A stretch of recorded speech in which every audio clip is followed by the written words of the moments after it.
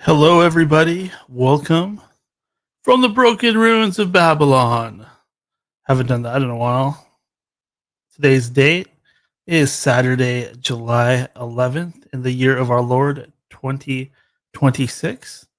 I am Daniel, your host, broadcasting to you all the way from that shimmering Emerald City right here in the heart of the Pacific Northwest. I'm glad that you are aboard this evening. Today's guest is none other than Bill Weather.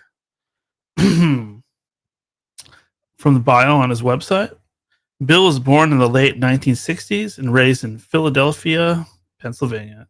His life's journeys had a rough start, being tossed from one relative to another until the fourth grade, where his grandparents gave him a stable home for a time. Bill's teenage years were somewhat wild, being from a broken home. He found solace in other wild friends and in the counterculture of rock influences of 70s music. Eventually left Philadelphia in a home shakeup that wound him on tour with the world of the Grateful Dead. In January of 1987, Bill almost died and wound up in a coma in the hospital for several days. Bill's wild and adventurous living then brought him to Santa Cruz, California in March of 1987, where he then had a supernatural encounter with Lord Jesus Christ that changed the entire trajectory of his journey through life. And here is none other than Bill Weather. How's it going? It's going good, Bill. I'm glad to see you.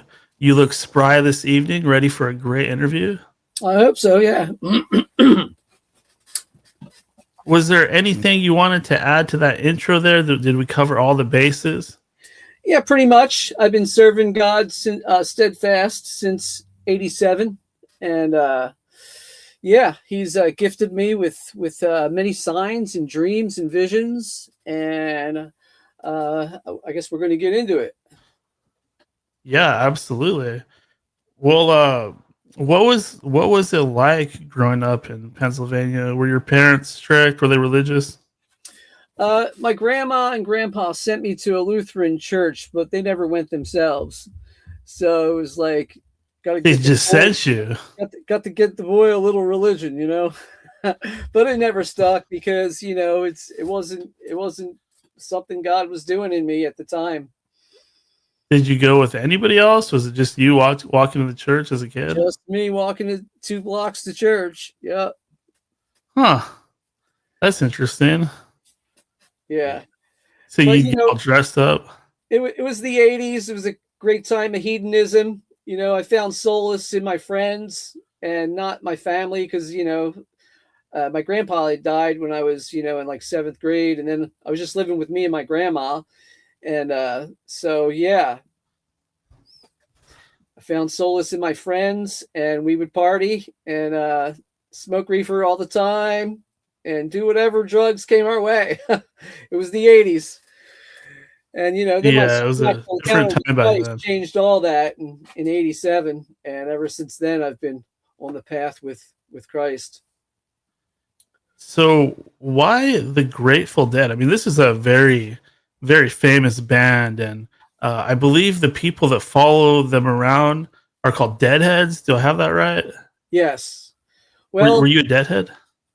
Me and my friends, we saturated ourselves in all the music of the 60s and the 70s when it was in the 80s. We hated 80s music at the time, and we wanted the 60s and 70s. So we went deep dive, and anybody who goes deep dive into music, you go to the ultimate, which is the Grateful Dead. And, it's the biggest cult rock roll band in the whole world. And the most dedicated following, and there's a reason for that because their music is really good. Live music is a phenomenon. So, yeah, that's something you don't see a lot nowadays with everything being auto-tuned and pop stars going out there and lip singing, or at least the stuff that you hear on stage never really sounds as good as the studio albums. But I believe they call bands that sound good live jam bands. I think they're a little bit of a jam band. Yeah, they're the father of jam band. Yeah. So yeah, I had a time with them, and then when I had my supernatural encounter with Christ, that changed everything, because I knew I couldn't make the Grateful Dead my God anymore. I had to make God my God. So Gotcha. yeah. So lead us through this. Did this just happen out of nowhere? Uh, it was in Santa Cruz in '87, and I'd come off summer tour that summer, and then Jerry Garcia was in a coma. All the shows were canceled, so I wandered around from college town to college town, uh, and met some friends, and then we went up to Eugene, Oregon, and then I went back down to Santa Cruz, and that's when I met Christ, and yeah, and everything changed from there. So So was this it says you had a supernatural encounter. Can you describe it? yeah, I was under a bridge in Santa Cruz, California. I'd lent a friend a sleeping bag. I couldn't get to sleep. I was just fiddling on a guitar under this highway at like 2 a.m. or 3 a.m. And I hear these voices in the woods saying, "He's gone, he's gone." And I say, "Who's out there?" And the next voice I'm hearing the audible voice of Jesus. And he says, "I'm your Lord, Jesus Christ." And so my heart was like, because nobody was around, I'm hearing this voice out of nowhere. Nobody's around, and it's Jesus. And I'm like, and I leaned up against this wall, and I said, "Oh man." And a voice of a demon who was faking Jesus' voice said in a real harsh tone, "Don't come in, man. I'm your Lord, Jesus Christ." And then Jesus cut in, and gave me a list of things I needed to do to change. Stop lusting after women, stop doing drugs, eat more healthy, stop drinking coffee. I was using coffee like a drug, and just just cleaning myself up from all the substance abuse and unhealthy living I was in at the time. And then there were just some demons there. They were faking God the Father's voice and said in a much deeper tone, because this is now God the Father, like Moses at the burning bush, much deeper tone. Said, "Do not eat meat, do not reproduce." And so I was like, okay. And the whole time Jesus was there. My nickname at the time was Zoot. And he's saying, "Zoot, you're being deceived. Zoot, you're being deceived." And I didn't know fully what was going on at the time until days later when I read it say, it's okay to eat meat. It's okay to, get married and have a family and reproduce. And so, yeah, that was my initial supernatural encounter. And there were demons there, and there was Jesus there, and Jesus had a female angel with a female voice telling me eat more healthy, fresh fruits and vegetables, and cleaning up my unhealthy life that I was living, and getting rid of bad habits and things that would get me in trouble. So yeah. And then everything was a 180-degree turn. The next day I had this new presence and new thoughts, and it was the Holy Spirit just teaching me, getting me to think differently, like he wanted me to think, and the things he wanted me to know. And so, yeah. And so it was off from there with Jesus. What kind of diet did you have before the experience? Junk food, drinking coffee all the time, uh, just junky diet, junk food diet. Yeah. Yeah, it sounds a lot like my diet up until just a little while ago. I working a lot and hit up a lot of gas stations, barbecue burritos, Yeah. chicken strips, Lots of soda. soda and energy drinks, which are Yeah. just so bad for you. Oh yeah. Yeah, they can wear you out. I had to pretty much be told that I was dying before I would make any kind of change. Oh I'm well. still working through it. Yeah. Yeah. Well, I was very fortunate for the Lord to tell me all those things and get me straightened out pretty quick and it was when I was 19 years old. So I was still pretty young. A lot of people don't realize that food is like, well, one of the demons' name is gluttony, so that kind of tells you right there that it's one of those things that they can get you on, along with Yeah. lustful thinking and things that seem harmless, like Mhm. what's wrong with looking at a little pornography or Oh yeah. checking out the ladies over here or there, stuff like that, you don't realize what is really going on overall. Our human Yeah. vision Yes. is so limited. Yeah. It's a lot of demonic stuff, and we're in a spiritual war, and it's the demons want to drag us into addictions and attachments. And Yes. yeah, Yeah, negative attachments can be a big one, and they don't seem to ever want anybody to be happy. You might have a few moments, and then they have some kind of other new scheme cooked up to oh yeah, get in your head. oh yeah, they got plans. They plan things out. Yeah. They've done it with me a couple times. I mean, nothing too serious, but they've had schemes against me over the years. And if hey, I look at it this way: if you're not being attacked by the demons, then you're not a threat to them. If you're attacked, you must be some kind of threat to them, that they're taking their time to invest in trying to deceive you. Yeah, that's very well said. I think that there's a lot to that. People that seem like they have these perfect lives, you wonder, well, why don't they get it from the dark side? Well, um, maybe they aren't very spiritual, or they might not even Yeah, have spirits at all. They might just they're be NPCs. they're not a threat to the kingdom of darkness. So yeah, Yeah, probably most people aren't a threat, and then some people just really get heavily targeted by these, yeah. demonic sort of freaky experiences. Was that the first time you ever encountered any demonic sort of voices or anything? No, because previously for like a month, a couple months, I I was hearing voices. They label that schizophrenia. Oh, you're hearing voices. You must be crazy. But there was demons that began to talk to me, and on and off, and for a few months, and so I learned about that after my encounter with Christ. I thought when I first heard the demons at your voices, I thought, okay, maybe the deadheads have done so much LSD and I've caught up to them, and now I've done so much LSD that it opens something up in our mind and we can now telepathically communicate.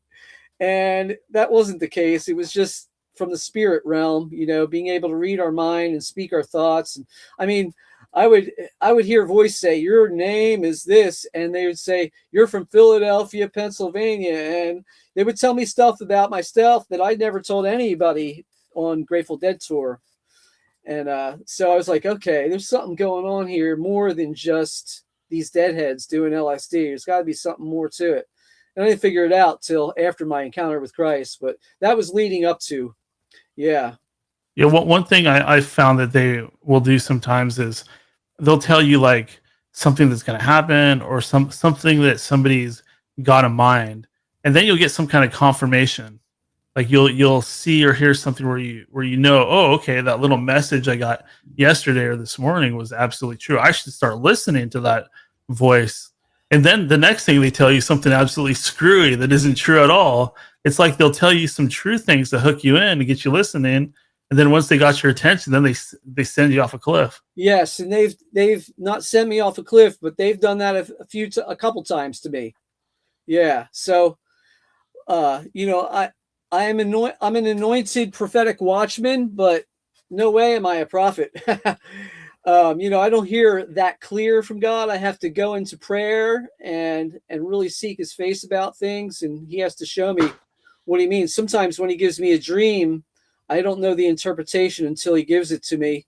Usually he gives it pretty quick. Usually I figure it out, but sometimes you have that lingering time where their demons are saying, hey, this is what it means, or here's a sign, let me show you this. And then they'll show you, yeah, like you said, they'll show you a couple true signs, and then they'll lead you into a false sign. And I've had that happen a couple times to me. And but as long as you remain humble and you're self-correcting, and teachable, and fess up when you're wrong, fess up when you get deceived, God will honor that, and he will lead you into all truth. But it's up to us to be humble and recognize, okay, I got fooled in that. I'm not so wise. And so yeah. I understand there was a period of your life where you were actually homeless. Yes, back when I was 19 years old. Yeah. Could Yeah, you that was describe that for people that might, be yeah. curious what that's like? Well, the Grateful Dead life led me. I'm from Philadelphia, and I was out in California, and the Grateful Dead life led me to homelessness, and but it was a good thing because when I met the Lord, being homeless and not all settled in a life, I was able to dive into the scriptures and renew my mind, and just those first couple years were like a honeymoon. Like they all counselors say, when you first get married and you're in a honeymoon, you should just spend a lot of time with each other and get to know each other really well. And so that was my honeymoon time with the Lord and getting to know Him and just diving into scriptures and I would dabble it, but I would dabble into cults, not getting sucked into them, but I would dabble into cults, to find out what they believed and if it matched scripture. And so that was a good experience. It gave me experience in knowing what the different groups out there believe, and so yeah, it was a good experience. Do you still make music? Not as much as I used to. Yeah, I was in Nashville for a little over 20 years, and I was going at it, and yeah, not so much anymore. I still play guitar, still sing, but I'm not pursuing it. I've been pursuing prophecy and what God has shown me since 2020 when I semi-retired from being an electrical contractor in Nashville, Tennessee. And so I've been here in Asheville, North Carolina for since 2020 and just pursuing the Lord with prophecy because, He's drawn me into it through the many dreams and visions He's given me over the years. And it started pretty suddenly. I had a few dreams, but then in 2011, like they were coming like every other day. It was amazing. It was just like God was springing dreams and visions on me like crazy, calling me to prophecy. And then, learning to develop that, learning to receive correction and humble myself and get in tune with all that He was showing me and not add to or take from what he was showing me. And so I've got many. In fact, this is one of my cards. You probably can't see that the print is small, but you see each one of these is a dream from my website, and you can click on each dream. This is over 70 of them in there. Some of them with prophecy that's been fulfilled and foretold and fulfilled. And it's not me foretelling and fulfilling; it's God foretelling what's going on. And I'm just receiving. He's just called me to this prophetic watchman ministry. So yeah. So I understand that the dream sequences you wanted to lay out are in 3 parts. Yeah, I just want to establish that there are some pretty amazing things God has shown me and that have been fulfilled. And then I want to get into the World War III signs I've got, and then the resurrection signs I've got. And a lot of this, I've condensed it down. There's a lot of other dreams and visions I've had confirming these things, but I've condensed it down into just what is the timing signs to prophecy, because anybody can get prophecy, but when you get timing signs to prophecy, that's something special, especially if you have it to where there are 2 or 3 or 4 other signs confirming and signs from others, because you want to get signs from others as well in the body of Christ, and you don't want to just go at it yourself, because if God gives a little here, He gives a little there. You're not the sum. You and I are not the sum of all He shows in prophecy.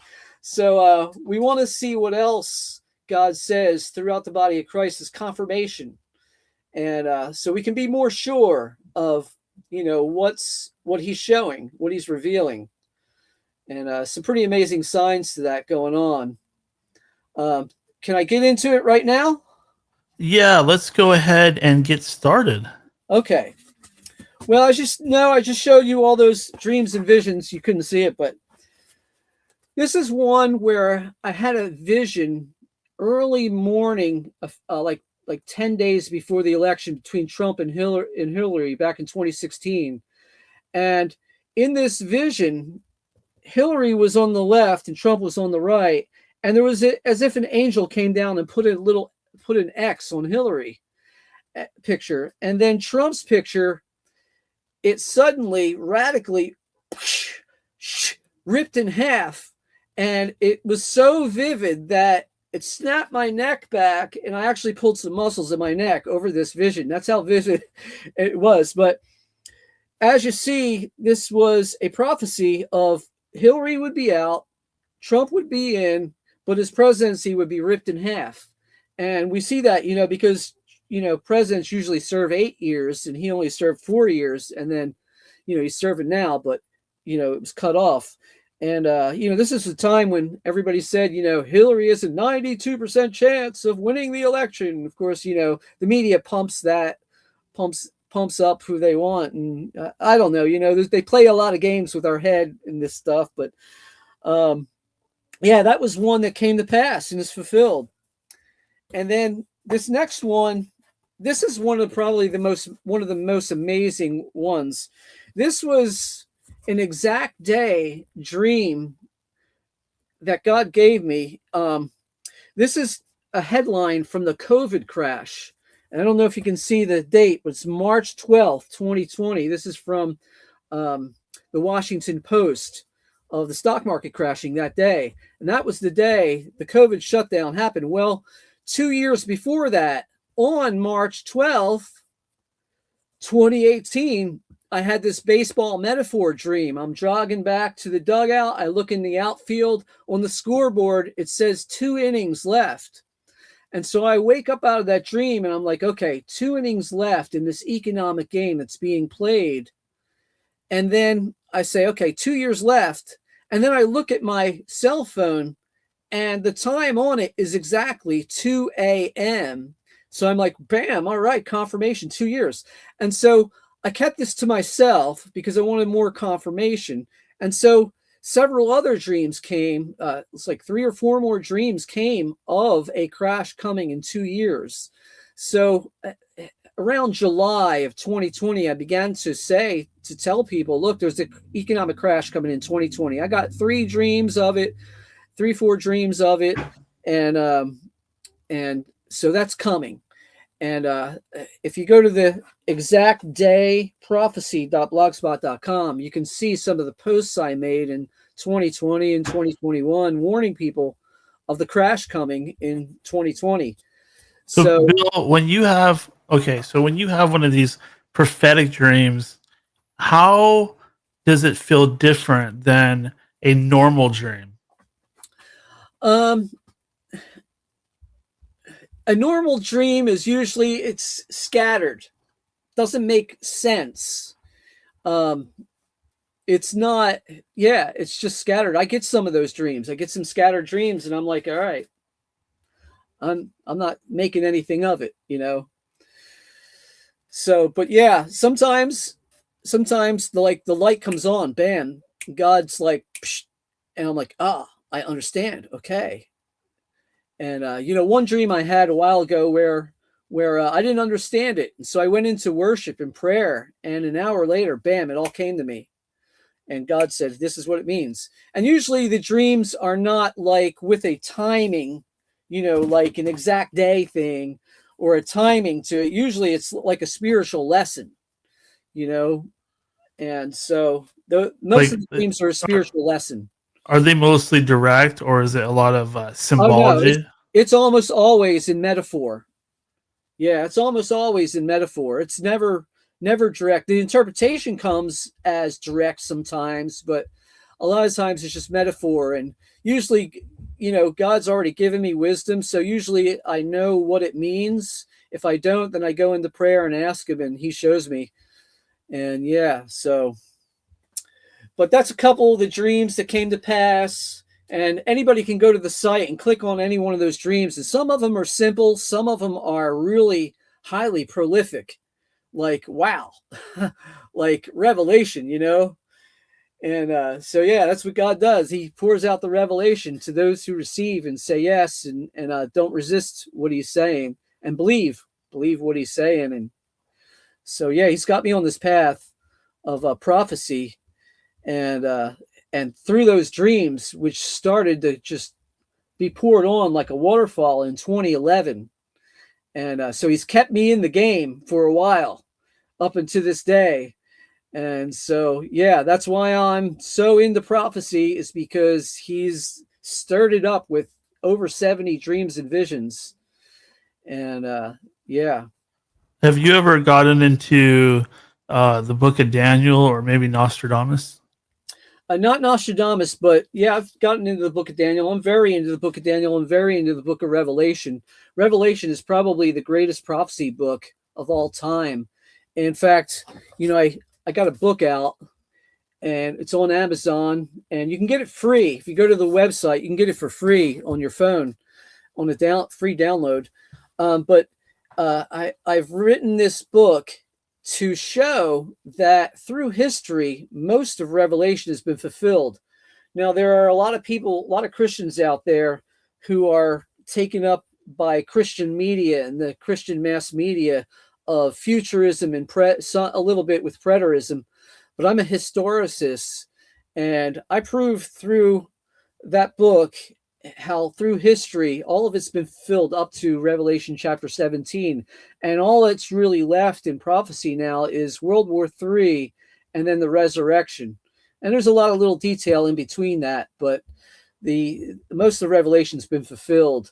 You got to think that if God gave the book of Daniel and he prophesied over hundreds of years, and everybody agrees to that, he prophesied through the empires of Babylon, Medo-Persia, Greece, and Rome, then you got to think Revelation is doing the same thing. It's prophesying over hundreds or maybe even thousands of years, and not just a little, like futurists say, a little 7-year schmidgen of time at the end, or like the preterists say, just a little few years from when it was given back in the first century.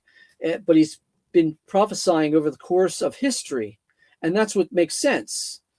And so there's a lot of ways I disprove preterism, futurism, and how historicism is the true record of prophecy. All right, Bill, we have our first question from the chat. This is from Messiah Isho, who's appeared on the show recently. Question for Bill: what do you think the mark of the beast system is? The mark of the beast, like I was saying, if you go through the history of Revelation, you know, early Revelation, early church, middle Revelation, Middle Ages, and then you've got the last chapters of Revelation, end times. And that Revelation chapter 13 of the mark of the beast, the 666, that was in the Middle Ages. That was the era of the church state empire of the papacy and the Holy Roman Empire. And throughout that time, they would make declarations for everybody to not buy or sell to people who are not in allegiance with the empire. And that's on record in several ways. I can't quote you exactly, but there was a forbidding of buying and selling.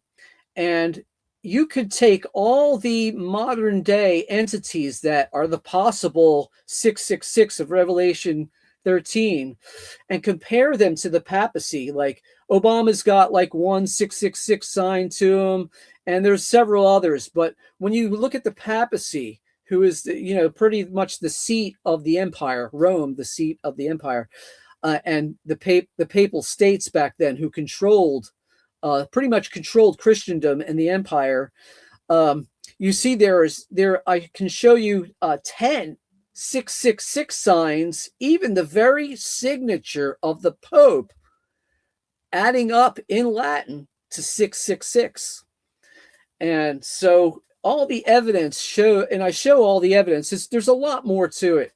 And I show all the evidence that Revelation 13 is already fulfilled. It's already fulfilled in history. We're past Revelation 13. We're now in Revelation 17, waiting for World War III. And we see that in the real world of geopolitical wranglings going on. Now, there is the international there is the plans of the international bankers to want to mark everybody and regulate everybody. That's a complete deception. That's not what God has revealed supernaturally in prophecy. You can't just take scripture and say this is the interpretation. You have to ask God to confirm some things to you. And this is what he's done with prophecy. He's confirmed the World War III prophecies. I hope to get into that to show you the supernatural signs backing that. Because those who tout a mark of the beast for today, I've not found anywhere online or any ministry that shows multiple confirming supernatural testimony backing that. Just people, contemplating and conjuring and thinking the mark of the beast is coming when it's already been fulfilled, because they don't understand what happened in history to fulfill the mark. Follow up from Messiah Isho. He adds, so you're saying that the mark of the beast was already put in place, or that it already happened? Question mark. Yes, it already happened. It's fulfilled. And if you look at Revelation 11, 12, and 13, they all have the same time frame to that beast, which was 1260. It says 1260 days, but we use historicists use a day for year in prophecy. 1260 years, 42 months times 30 days a month. That also equals 12. So in other words, Revelation chapter 11, 12, and 13 is all talking about the same time frame, just different events happening in that same time frame. And we see it as the papacy being given power in 538 AD to 1798 AD, when the Pope was taken prisoner in the French Revolution. And the French Revolution just wrecked all of Catholic Europe. And that ended that reign of that beast, that two-horned beast of Revelation 13. So it's kind of like,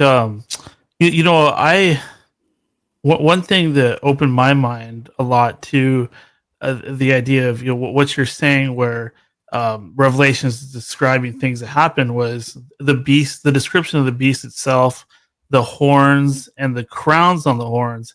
It's my understanding that those crowns, it even says in scripture itself, it says that those were the kings of the past.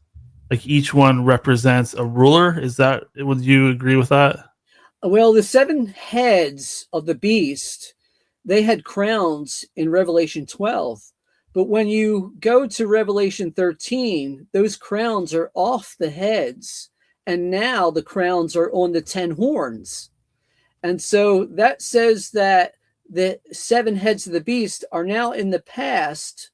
And now the crowns are on the 10 horns. And that was the 10 nation divided Europe right after, the fall of the Roman Empire, or soon after the fall of the Roman Empire. And I see the seven heads of the beast as Babylon, Medo-Persia, Greece, Rome.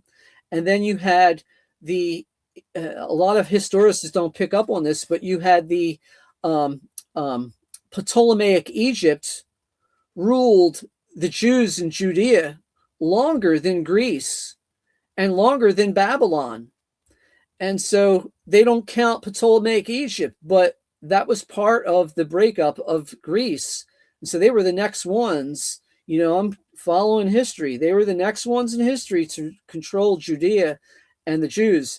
And then after them came the Syrian Seleucids, and they ruled Judea. It says that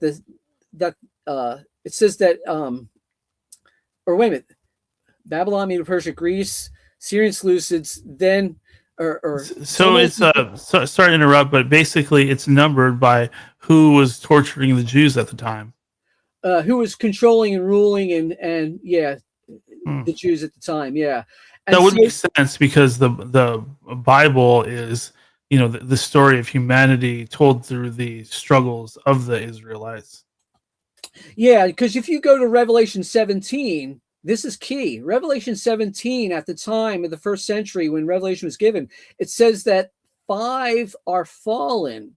1 is, and the other is yet to come. So the 5 fallen, Babylon, Medo-Persia, Greece, Rome, or Babylon, Medo-Persia, Greece, Ptolemaic Egypt, then Syrian Seleucids, then the 1 was the Roman Empire at the time. So 5 fallen, One was Rome, and then after Rome came the Ostrogoths, who, and it says the one that the seventh head would come and he would rule for a short time.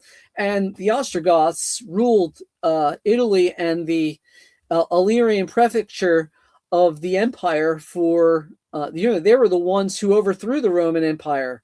And so they emerged as the rulers for 45 years over the empire, over that part of the empire, until Justinian came in and reestablished the Western Roman Empire.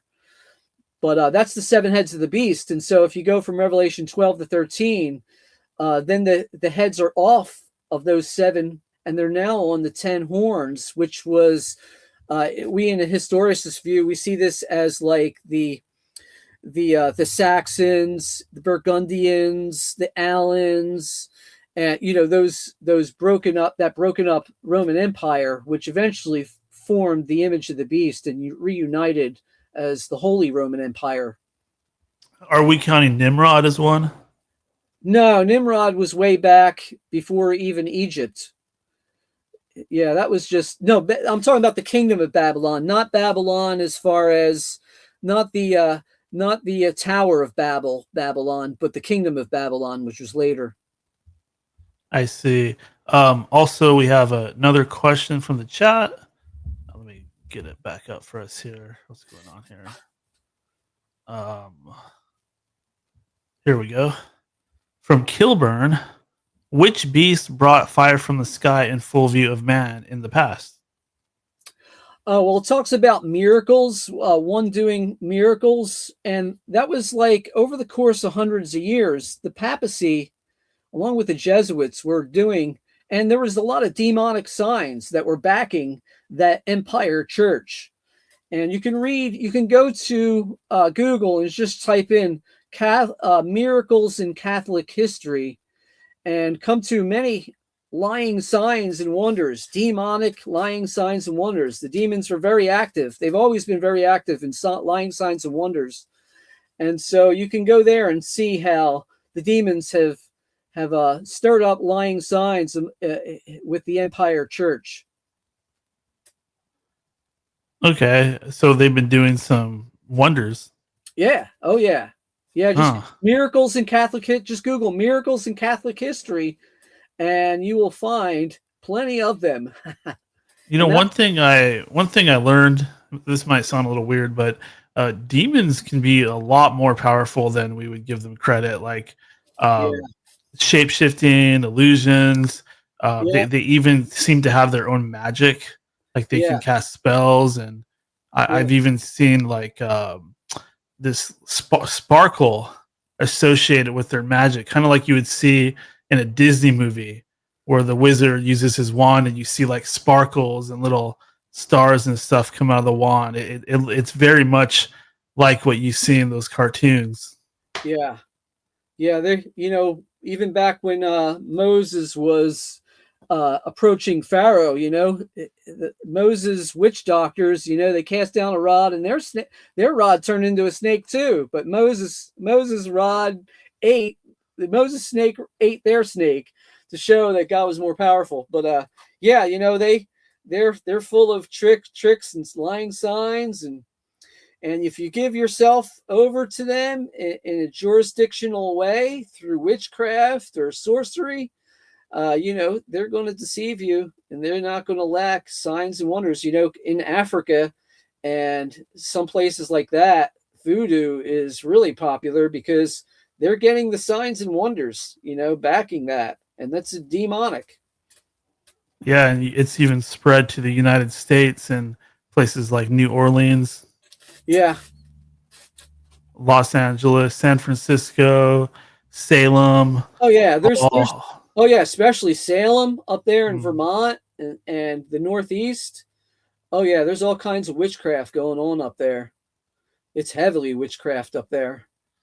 Oh, yeah, certainly. I got a friend who lives there, and he's giving me a report on it. Oh, really? Yeah, so yeah. Here's your daily dose of evil out here in Salem. Yeah. Would you go to any of these places? Only if God calls me to, I've got my assignment from the Lord, so I try not to operate outside of what he gives me and shows me. So yeah, I'm busy with that. So I got enough on my plate. And I like to go through the World War III prophecies a little bit. Absolutely. Quick question before we get into that. Sure. Since we're talking about Revelations already being played out, what about the battle between Michael and the dragon? Has that already taken place, or is that in the future? I think that's in Revelation 12.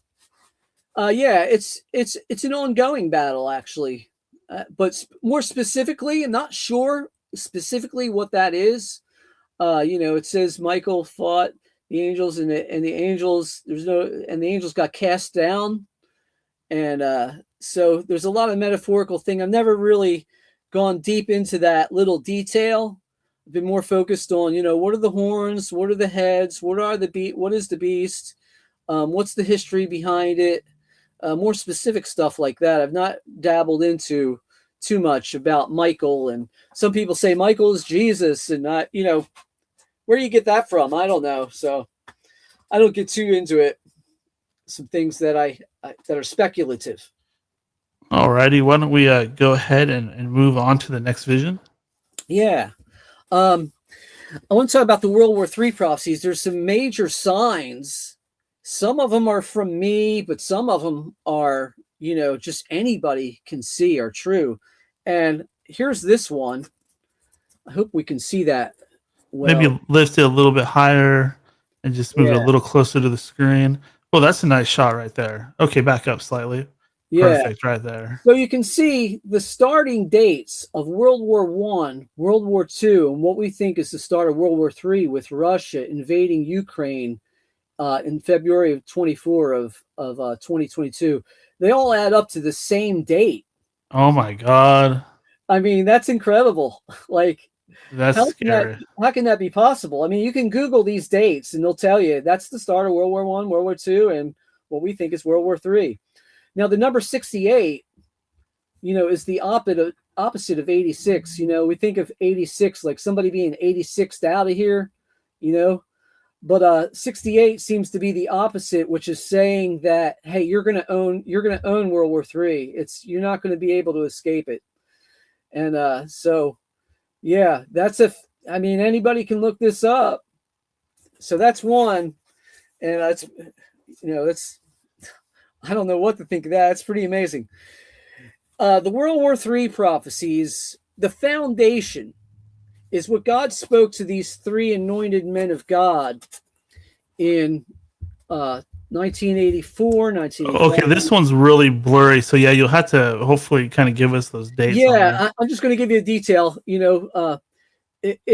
I think it's what I believe is a 40-year warning, because Dimitri Duduman, I'll tell you about these guys. Dimitri Duduman, 1984, the prophet Jonah Benoah, 1985, and Pastor Evangelist Henry Groover, 1986, had wide awake supernatural experiences with God, and they all say the same thing. They all describe World War III coming. Dimitri Duduman, he was put on the electric chair for smuggling Bibles into Russia, and God brought him to America and gave him an amazing supernatural encounter that told him America is going to have Revelation. America is Revelation 18, and we're going to see that destruction coming. And he said the Russians and the Chinese will invade. They'll also invade Europe, and then they'll go to the Middle East, and that's when Christ comes and destroys those armies and sets up his kingdom for 1,000 years. So, but Dimitri tested the angel, and he said, how do I really know this stuff's going to happen? And the angel said, then tomorrow someone will bring you a bed. I will send someone at noon to bring you a car and a bucket of honey, and I'll send someone else to pay your rent. All that the angel told him happened exactly as he foretold. And Dimitri, he is very trustworthy. He laid down his life for the gospel. His whole life has been building. He passed away like 2000 or 1996. He passed away, but His orphanage has been ongoing, orphanage for Romanian kids. He's laid down his life for his people. And so he's a true witness. Prophet Jonah ben Noah had a supernatural wonder in the sky showing America as an eagle and being torn up. This was what, a year later, 1985? Yeah, not a year later, 1985. And so some of the detail of his testimony matches Dimitri Duduman's, especially how China will sweep through Russia and invade Europe. So some confirmation there between those two. And then Pastor Evangelist Henry Groover, 1986, was given an open vision showing the same places that Dimitri was shown getting bombed, which would be California, Oregon, or California, Florida, and New York. And so how much of it is bombed, that's speculative, but they've all been given the same message in a different way. And very trustworthy men who entire life is dedicated to the gospel. And so, yeah, this is the foundation. And then others have been given throughout the years, have been given confirmation to these as well, including me, several dreams of that. I've got some timing dreams, like timing signs. There's prophecy, but then there's sometimes God gives a timing sign to prophecy, like the exact date dream I had of the COVID shutdown 2 years before it happened. Well, this dream I call the prophetic schooling dream. And in this dream, you see, that's just a sample of me. And I'm talking to these two kids in the dream. And we are halfway between between my old junior high school and high school. It presents a timeline. And because I tell the kids, and this is the timing part, I tell the kids that there's not enough time left to graduate high school because World War III is coming. So, high school is 4 years from the date of this dream, which was June 25th, 2021. And then 4 years, and then halfway in between junior high and high. In other words, the kids were halfway through junior high. That presents another year and a half. So it'd be 5.5 years from when this dream was given. If this is correct, we're looking at somewhere around December of 2026 this year. And I'm not saying that's when the bombs are going to drop. I'm just saying that, this could just mean that 2026 is the year of expiration, and then World War III happens in 2027. I don't know how World War III with America is going to start. Maybe it starts overseas and then comes here in 2027. So I'm not like throwing an exact time down on this. I'm just saying these are indicators. And so that's one timing sign. The next one is, I hope you can see this. This is from my odometer. I took a trip up to the mountains here in Asheville, 5,000 feet up, to escape the heat. And when I got to the top of the mountain, completed my run, I run into the number of completion, or fullness, which is exactly 77,000 miles at 70 degrees. And if you know biblical numerology, 7 is the number of completion, the number of fullness, where we get the word to sever. And for years, God has been speaking to me through numbers. And so reaching the top of the mountain at this exact mileage at 70 degrees. And then I was like, whoa, okay, so what's going on here? And then God told me, look at the time. And so I snapped this picture. See, I snapped this picture. It's 1, 2, 3, 4. I used to think that was 1, 2, 3, 4 years from the date here. But God later showed me in another dream that I'll show you soon that it's a countdown. 4, 3, 2, 1, 0. I didn't count the 0. You're supposed to count the 0. And so 5 years from this dream is 2026. So I'm not saying that's an exact date thing. I'm just saying this is a general time frame that God has given me, that the year 2026 is the expiration year. And whether we see World War III happen starting later this year or next year, I believe that these signs are showing us that 2026 is the year of expiration for the U.S. And this is all in alignment with the other signs I have for the resurrection coming. So And wait. You said expiration. Like, are you saying that this country is going to be destroyed? the end of the American Empire comes either later this year or next year. Yeah. And That's soon, huh? this is what these timing signs are telling me. And plus you've got the 40-year expiration on the foundation, from Henry Groover, Jonah Benoah, and Dimitri Duduman. So you got the 40 Bill, and 40 is a major biblical number. It's the number of judgment, pretty much. If you look throughout the Bible, you've got a ton of number 40 signs. have you seen that stuff about Trump where that guy wrote those weird books, like the Baron Trump Chronicles, and there was another one called The Last President? I've heard some of that. Yeah, I haven't looked deep into it, but I've seen some of it. Yeah. Yeah, isn't that kind of weird how, like, It really you're is saying like- that, yeah, you're saying the American Empire might end or will end in 2026. That would make Trump the last president. He'd be the last Trump. Yeah. Yeah, definitely. Oh, Ingersoll, thank you, Kilburn. That's Ingersoll Lockwood. A lot of weird, possibly time travel-ish stuff going on with that guy. Very strange stuff. Yeah. You wonder. Yeah, it's, many years ago, I wouldn't think that things like time travel or prophecies would be possible, but I absolutely believe that. I mean, how could I not? Once again, Nostradamus, Daniel from the Bible. Uh-huh. These are real prophecies. Well, I've got one last one for World War III I want to show. Already? And this one's called the biometric countdown. Can you lift that up a little bit more? There we go. It's the biometric countdown dream I had in September of 2021.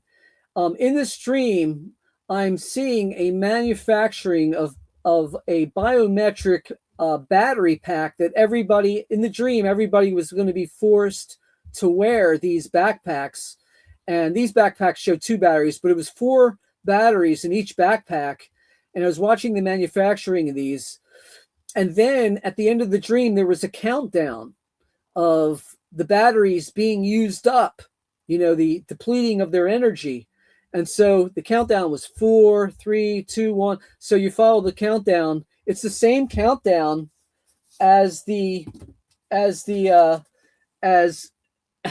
as my odometer, and kind of close to the 5.5 years of this time frame of that dream. So they're all matching. They're all confirming each other that there's a countdown to 2026, which is this year. And it doesn't say what's going to happen 2026. It's just saying what I believe is going to be, this is the year of expiration.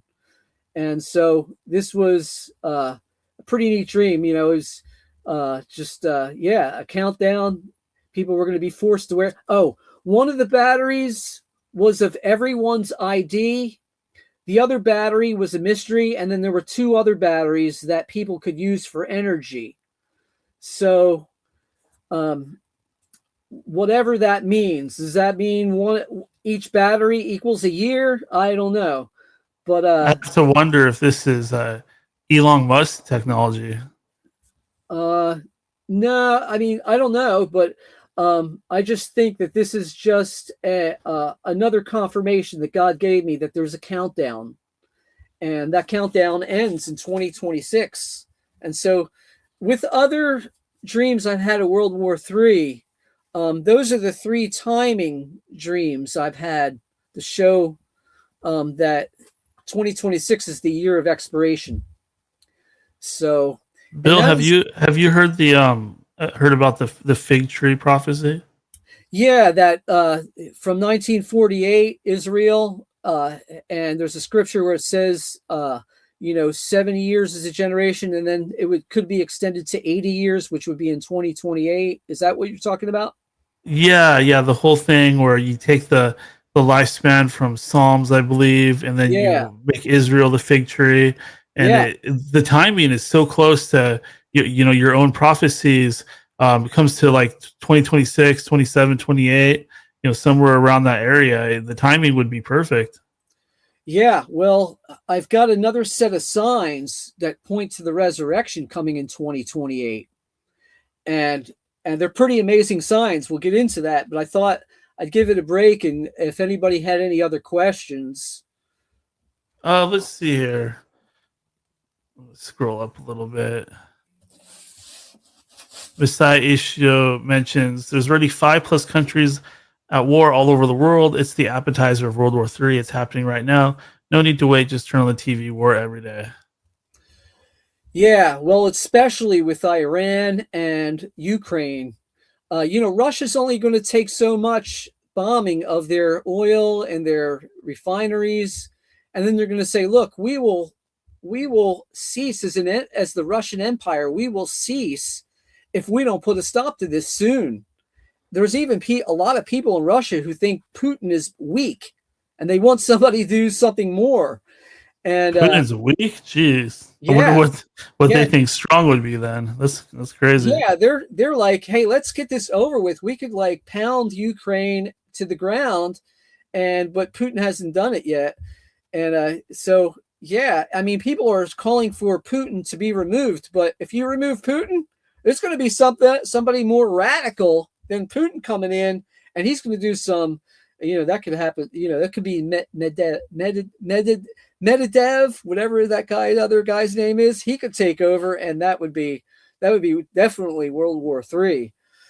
So, Well, it's kind of scary because we keep being told, "Oh, the Iran conflict, it'll be over soon. Another week, another 2 weeks," and then it just keeps going. People got to be getting scared at this point. I'm just wondering if they're doing a bunch of insider trading on that. Oh, the war is going to die down, and then oil goes down. They short the market, they make a bunch of money. Then they say, "Oh, we're going to start bombing again," and then the oil goes up, and they start making money. All of Congress, most all of Congress, is doing insider trading, and nobody wants to talk about that, but it's real. They're making trades. They should be forbidding all that, but along with selling that phony crypto.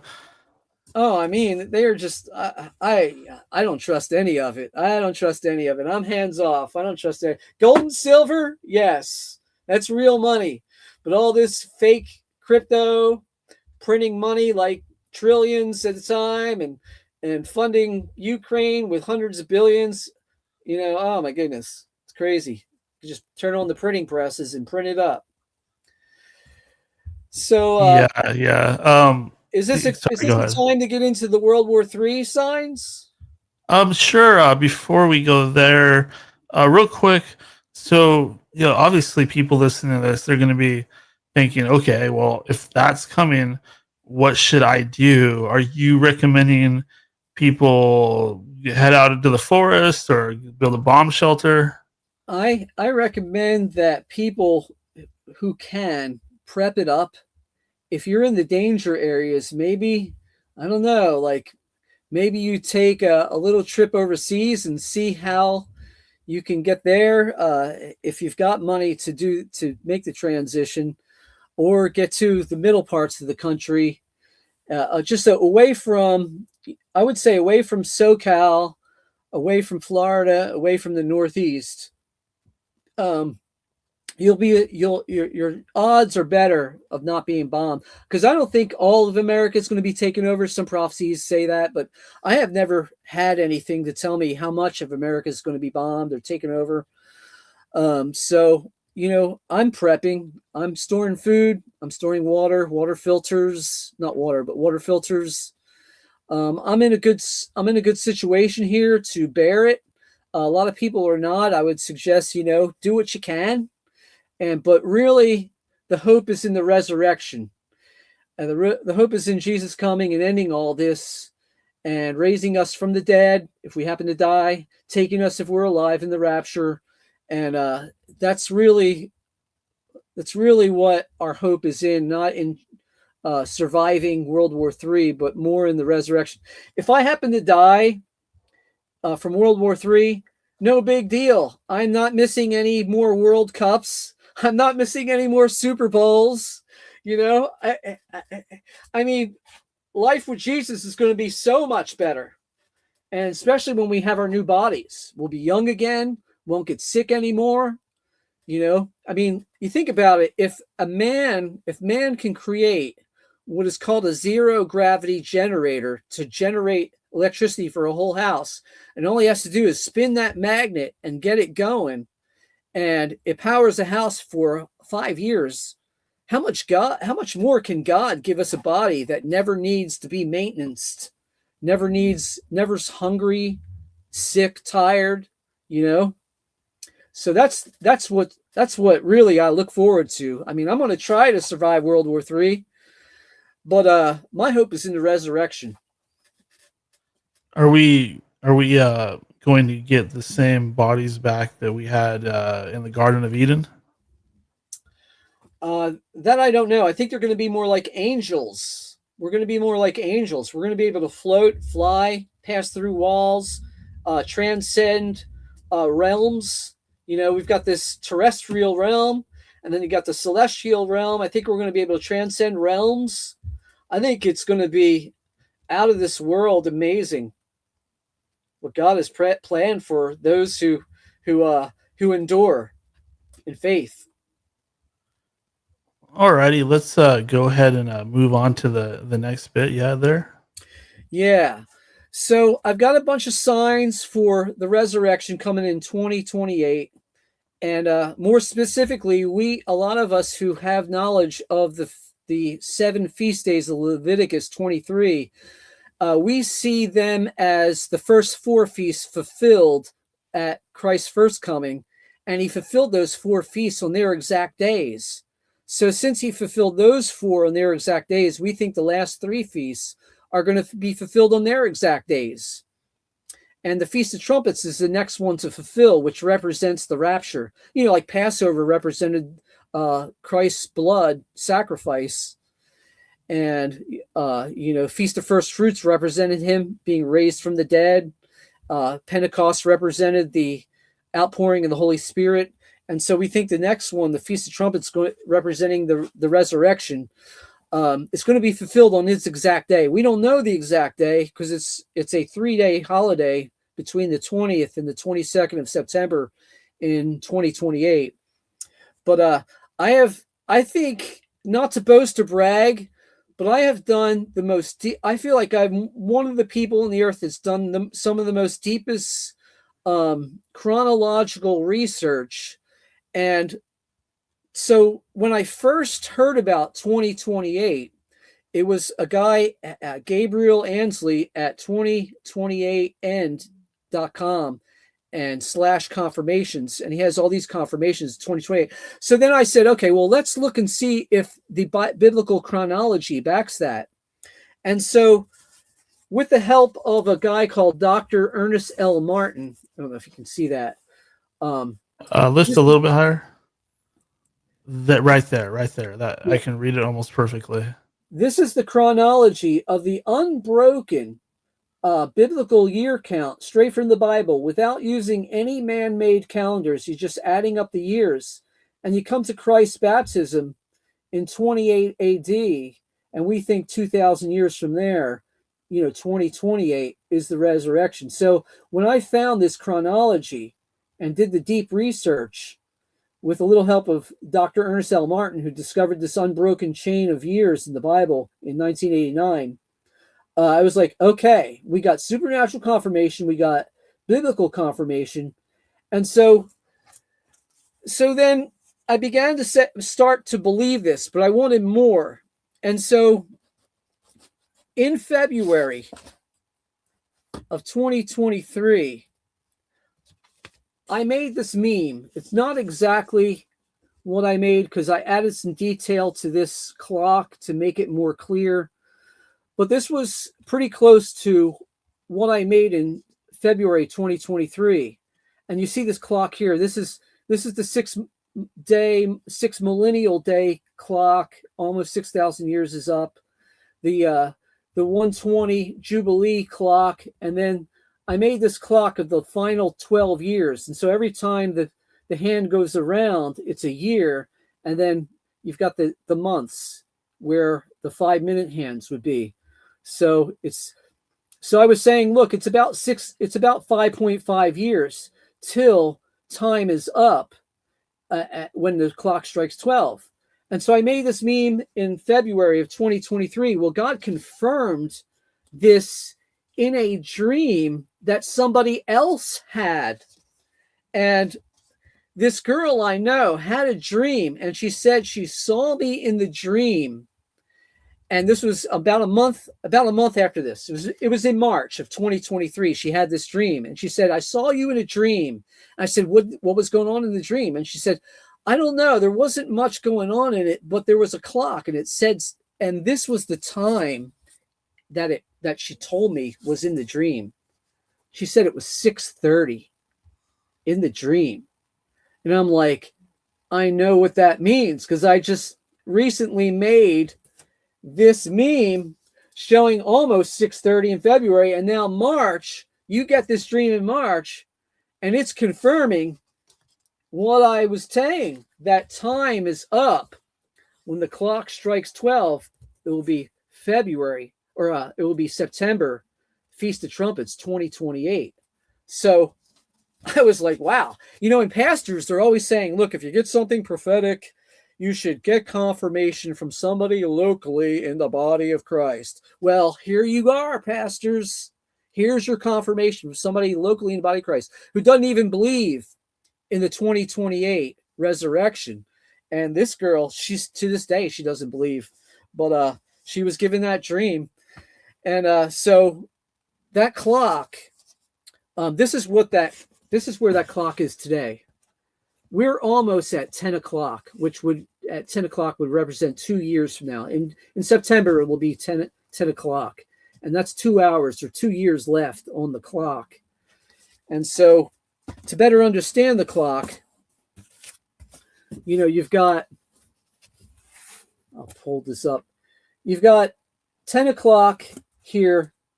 We're about to hit 10 o'clock in September.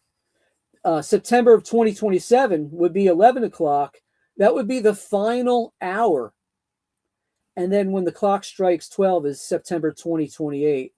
And that's when time is up. That's when the Feast of Trumpets hits. That's when the resurrection happens. And so that is just one confirmation of what I was going through in my research and hearing signs from others. Now, if you go to 2028n.com/confirmations, you can get the guy there has 20 signs from dreams and visions of other people from around the world. He's got some himself, but then there's people from all over the world getting the same time, September, or most of them just saying the year 2028.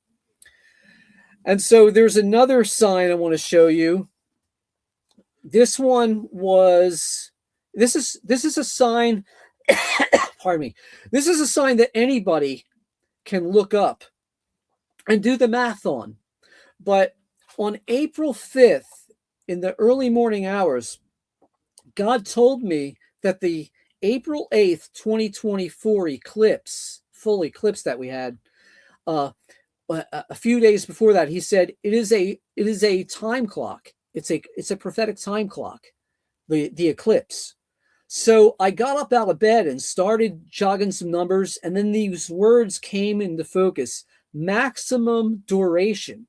And I thought, okay, maximum duration of time left. And so the eclipse should show us at the maximum duration how much time is left. And so this is the math on that. And you can go, this is from Gemini, Google Gemini. Now, the numbers on this are so precise that if you add just a half a second to the maximum duration of the eclipse, you wind up outside of the Feast of Trumpets time, because this is what it's doing. It's pointing to the Feast of Trumpets. But the maximum duration was in Nazas, Mexico, and the maximum duration of the eclipse was 4 minutes and 27.3 seconds long. And if you do the math, it's 4.455 minutes long. And if you multiply that by 365.24 days a year, you get 1,627 days to September 21st, because the feast was on April 8th at 12 p.m. or 12:17 p.m. and you can see the time in there. And so the 4.455 years from when the eclipse happened lands a smack dab on the Feast of Trumpets 2028. Now, would this correspond to the actual blood sac eclipse from Revelations 5 or 4 or whatever? No, this is just our recent eclipse of 2024. That has nothing to do with that. I see. Yeah, but anybody can do the math on this. So when I woke up that morning and started jogging numbers, and then the words maximum duration came to my mind. So then I came to this and I was like, wow, this lands smack dab on the Feast of Trumpets 2028, when the maximum duration of time left. And this was something prophetic God was giving me, confirming that when the resurrection is going to happen, when we expect it to happen. And that's the next feast day to fulfill, is the Feast of Trumpets. And it happens between September 20th and 22nd. So, but this lands smack dab on September 21st. So that's pretty amazing, because anybody can do the math on this and see that the numbers are a phenomenon. Because even if you add a half a second to those numbers, you'll wind up 2 days outside of that September 20th to the 22nd Feast of Trumpets time. So the numbers are extremely precise and extremely sensitive. Yeah, and it lands smack dab on September 21st. It's pretty amazing. There's one other sign I want to show you. And the whole Christian world misread this sign. But this is a physically manifested sign. Can you see that well? Yeah. These are two number 7 cows were born on the dates of the Feast of Trumpets for 2014 and 2028. The Christian world said, oh, this is the Shemitah. This is a sign of the Shemitah years, led by Jonathan Cahn. And I was like, and now we know that's not what it is, because these two number 7 cows were not born in a Shemitah year. They were born in 2014. Shemitah year was 2015, not 2014. And so, this is not random DNA. This is God planned DNA to put that number 7 on the heads of those two cows that were born days apart. This cow was born on the Feast of Trumpets that year of 2014. So that's not paint. That's an actual. It was born with that 7 on its head. Yes. Oh my God, that is weird. Yeah. This cow was born on the Feast of Trumpets in 2014. This one was born on the Feast of Trumpets date for 2028. And so it goes along with Joseph, the biblical story of Joseph, where Pharaoh has a dream of 7 fat cows and 7 famished cows, and each of those cows represent a year. So that's 14 years. Well, from 2014, when these were born, you add up the 14 years, you come to 2028, Feast of Trumpets. So that, pretty neat how that all aligns with the Feast of Trumpets, 2028. Yeah, absolutely. Yeah, so there are major, these are the signs that are backing what we believe to be the resurrection coming. Now there is the scripture where it says no man knows the day or hour, but as I prove at my site 6000theater.com in 8 ways, that doesn't even refer to the resurrection. And so you can I wish I had a little chart on that, but well, it also says that pay attention to the signs, and when you see certain things happening, head to the hills. Well, I believe that was for the first century, where they were escaping the destruction of Jerusalem. But this book that I put out it's now complete. It took me a little over 2 years to write it because I was doing some deep research, but it's got all the signs in it. It's a free book to anybody who emails 6000th year at gmail.com. I'll send them the book free. In fact, you don't even have to give me your email. There's you can go to I've got a link that just people can download for free and not have to sign up for anything. You get the book for free. But if you want the book from Amazon, the physical book, it's there. World War III in the 6000th year, Resurrection. So, but that's got all the documentation. I can send anybody the whole full free book by PDF. I'm not trying to make money. I don't need to make money on it. I've got enough. I had enough money invested in gold and silver and cashed in some on this recent skyrocketing price of it. So I don't need money. I'm not doing this for money. I'm doing this just so people have the doc. See, if you get this book and you have the documentation through World War III, you can show your family and your friends the documentation of all the signs and wonders God has given to back this stuff, to back World War III, to back the resurrection coming. Then they can be convinced. Otherwise, what they're going to think is, oh, this is just your religious opinion. This is just your view of Bible prophecy. There's 1,000 views of Bible. But when you can document all the stuff God is showing in supernatural signs, you can all the more convince them that, hey, the resurrection is coming in 2028. And so, as Daniel the prophet said, a lot more in these last days would be revealed. And this is what God is doing. He's revealing more and more as time goes on. Bill, I think that you're making a lot of sense here, but what happens if it doesn't play out? Are you gonna disappear? I will come online and I'll apologize and say, hey, I'm sorry, I was wrong. We had all the signs, all the supernatural signs, and I apologize. I'm a fool. I'm sorry. And I'll just shut my mouth. And so, yeah. Well, if you aren't right, then I have to say you gotta at least be very close. I mean, look at all the signs that I just showed you. I mean, even the Bible chronology itself backs it up. The unbroken chain of years in the Bible, and what people don't realize is that all the early church, even the Jews 100 years before Jesus, they all believed that the resurrection would come, that the kingdom of the Messiah would come at the 6000th year from creation. So, and that was a well-established doctrine all throughout the days of Jesus and the early church. What about all this stuff with UFOs and aliens and stuff like that? Is there a deception coming? I believe in UFOs and aliens. I think there are other creatures that were created by God.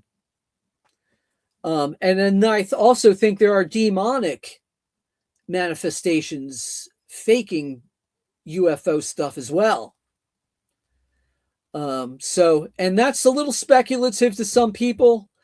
I've seen some of the evidence for it, and I say there's something to it. I don't deny it. I'm not focused on it, but I believe because of the evidence that there are other creatures created besides humans. And even the book of Revelation talks about creatures in heaven that we've never seen before. And so, hey, why not? Some people out there believe that we are currently in what's called Satan's little season. Do you give any credit to those beliefs? That a lot of flat earthers believe in the Satan's little season eschatology. They say there's missing years from history. And their evidence is that they say, look at these grand cathedrals and buildings of the past, how intricate they are. There's no way that they had the technology to make those buildings in the past. It had to be angels. It had to be the 1,000-year reign of Christ that has been censored from us.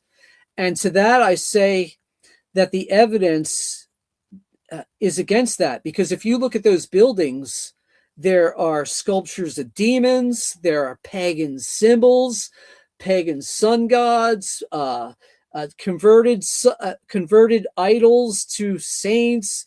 And do you think the angels and God are going to point to pagan and idolatry and grand cathedrals to support the empire? Do you think that angels are going to create those places of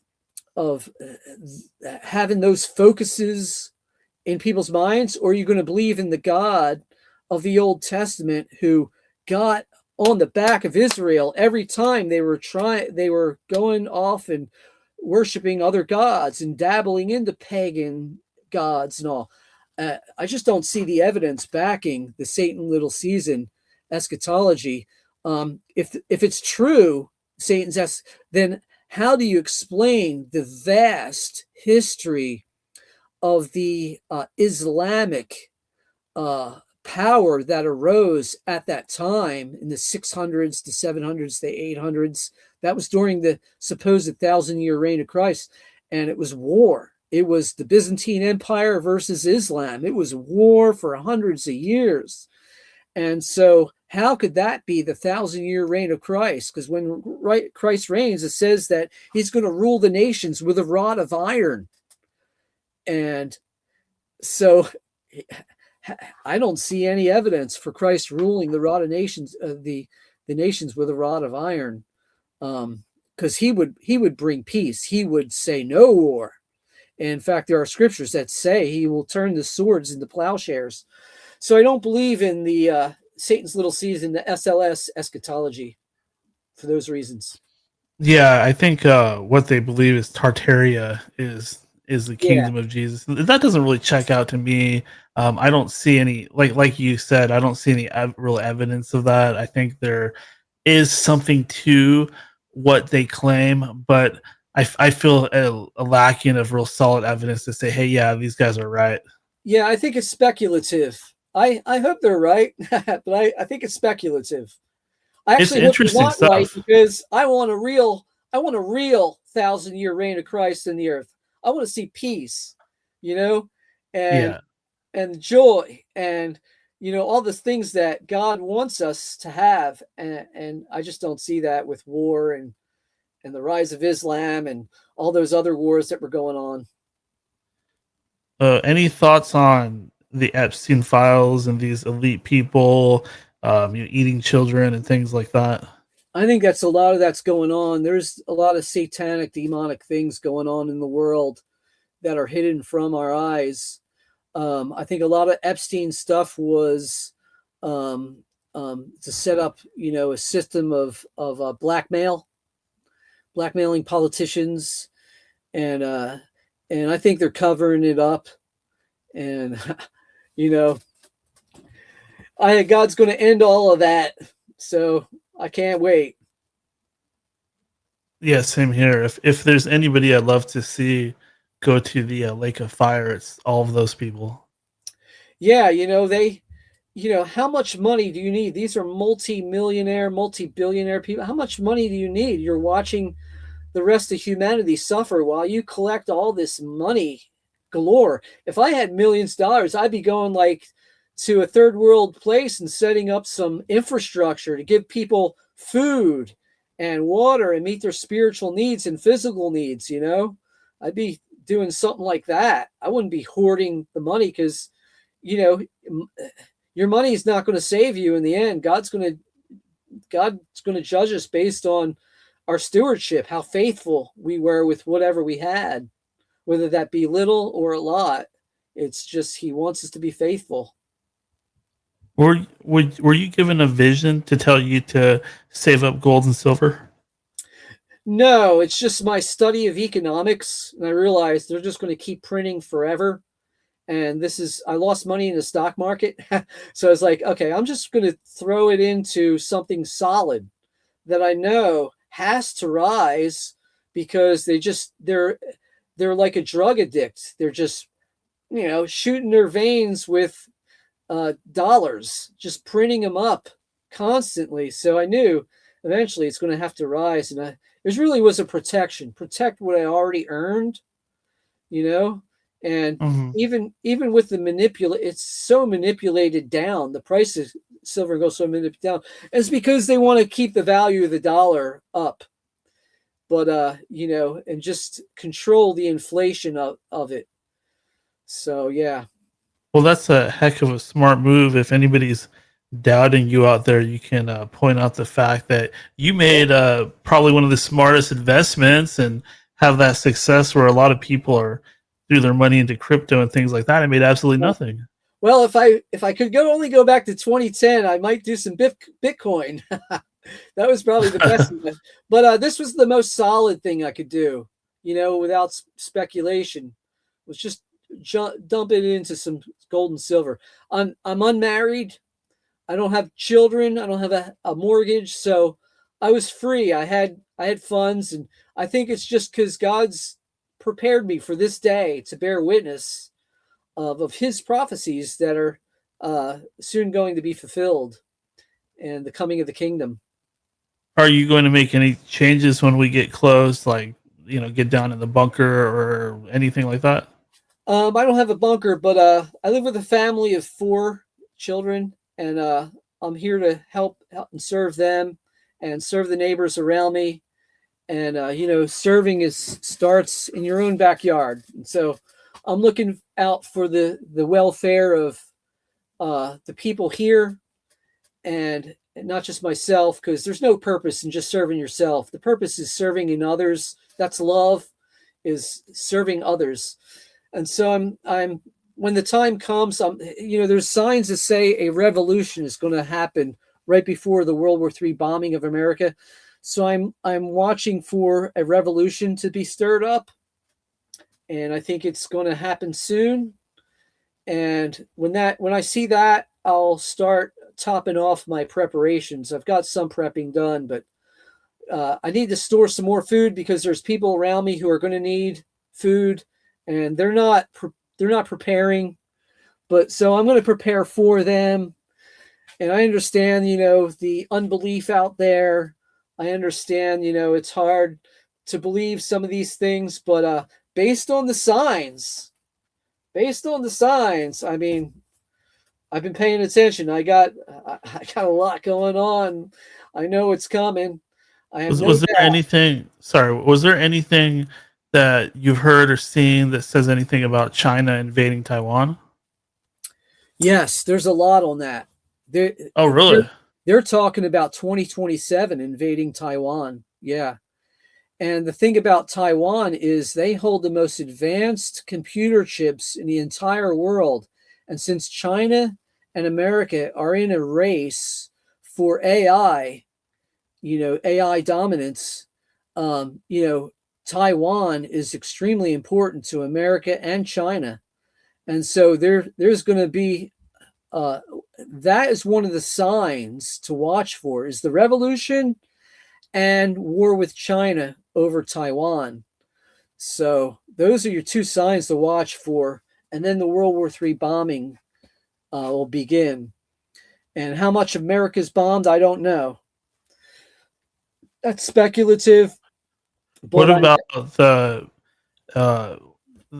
front between Russia and Ukraine? How do you see that playing out? Like I said earlier, I think that Russia's only going to take so much bombing and drone bombing by Ukraine, and then they're going to really go at Ukraine, and NATO may get involved. And it maybe the whole thing could surprise us, and they might calm it down, and maybe Russia will create a peace deal just so they can set up for the World War III scenario that they want to do, because they're under all this attack and threats, and they realize that they have to take out the strong man first before they can do anything, and that strong man's the U.S. And so if China and Russia get together, they can beat the United States. The United States says, "Oh, we're greater than China, we're greater than Russia," but China and Russia together with Iran and others that they recruit from the Middle East to come over and fight with Cuba and Central Americans and even Mexicans. I mean, you're looking at a conglomeration of nations, and this was shown in Dmitry Duneman. the guy who was put on the lecture chair for the gospel. Several nations: Mexico, Cuba, Nicaragua, Honduras. He was shown several nations that are going to come against America, with China and Russia's help, of course. And this is what's playing out from Revelation 17 and 18. And we see that there's a thing called the eighth head of the beast. And it says it burns the woman. Well, the woman is code word in scripture. And it says the woman is that great city which reigns over the kings of the earth. But if you go back in Revelation 16, it says the city was divided into 3 parts.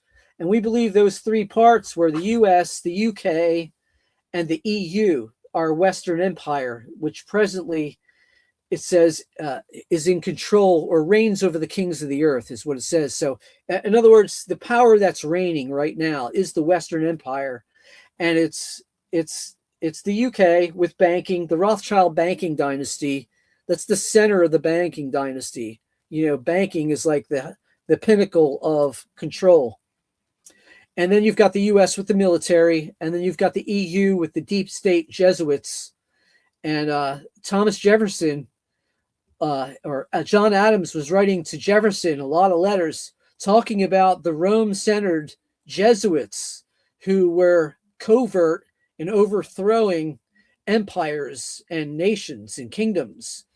And so imagine how much further along they are now in their covert operations. Some of us think that they're a big part of the deep state. And so that's our present Western Empire ruling in secret. And so we think, that's identified in the Revelation chapter 16, 17, and 18. And it gets judged by Russia and China. Some conspiracists think that the Jesuits control the whole world, but I don't believe that for a second. That's not what the evidence says. And they don't control Russia and China. They have to operate covertly, which limits their power. And naturally, if you have to operate covertly, you can't go in and just take over things. Aren't Jesuits supposed to be serving Jesus? Why are they up to all this awful stuff? Because they think they're serving Jesus, but it's really the Jesus they serve is Satan and his demons. So they're deceived.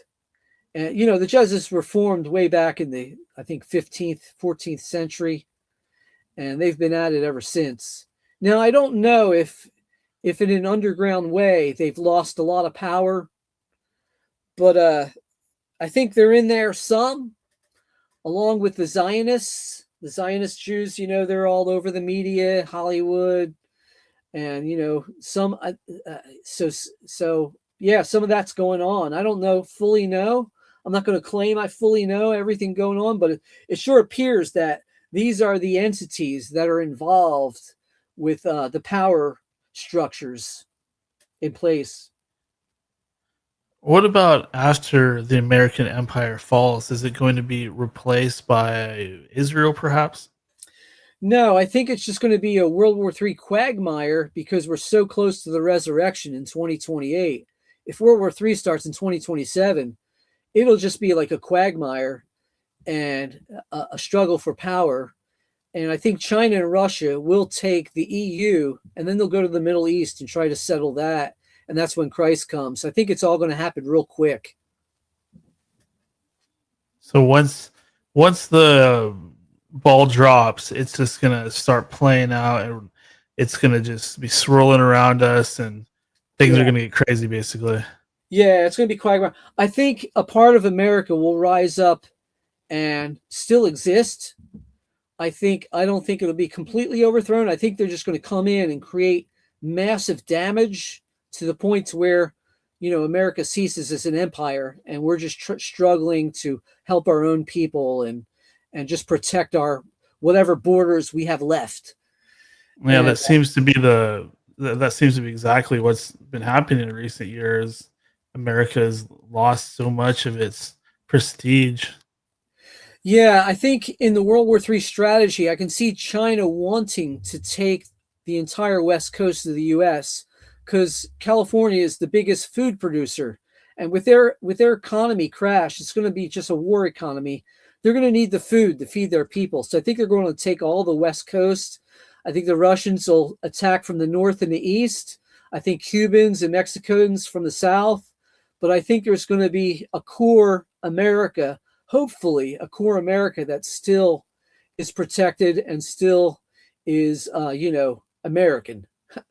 So doesn't China have an army of like 1 billion soldiers or something like that? no, they only have a 2 million man army. 2 And million. I know a lot of people point to Revelation chapter 9 of the 200 million man army, but that's not, it's actually a mistranslation. It should be 200,000. And that was back in the days of Islam attacking the Byzantine Empire.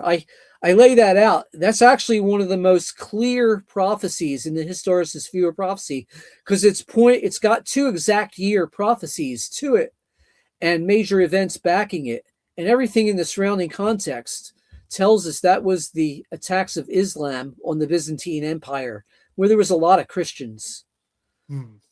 So, it's the middle of the book of Revelation, so Middle Ages. Gotcha.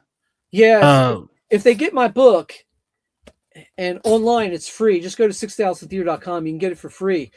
And there it shows you all the documentation of the exact year time frames. In fact, I got a little thing here I can show you. Here is the exact year time frames of Revelation. There's 5 of them. Back up slightly. Yeah, right there. That's perfect. Yeah, those are the 5 exact year time frames given in Revelation. And it's all consistently interpreted as a day, as a year, and with the major events of empires rising and falling, backing these timelines. Okay. And it's more explained at the website. Everything's actually explained on the website. You don't even need the book. You can go to the website and go through all the links. And anybody that's listening and is not watching the video version of this show, they could easily go to the website and it should all make sense to them, right? Yeah, it all puts it together. It all shows the linear timeline through history and shows even all the surrounding context, shows you what those symbols mean, even some of the symbols defined by the Bible itself. So, yeah, a lot of people think, the sun, moon, and stars falling from the sky.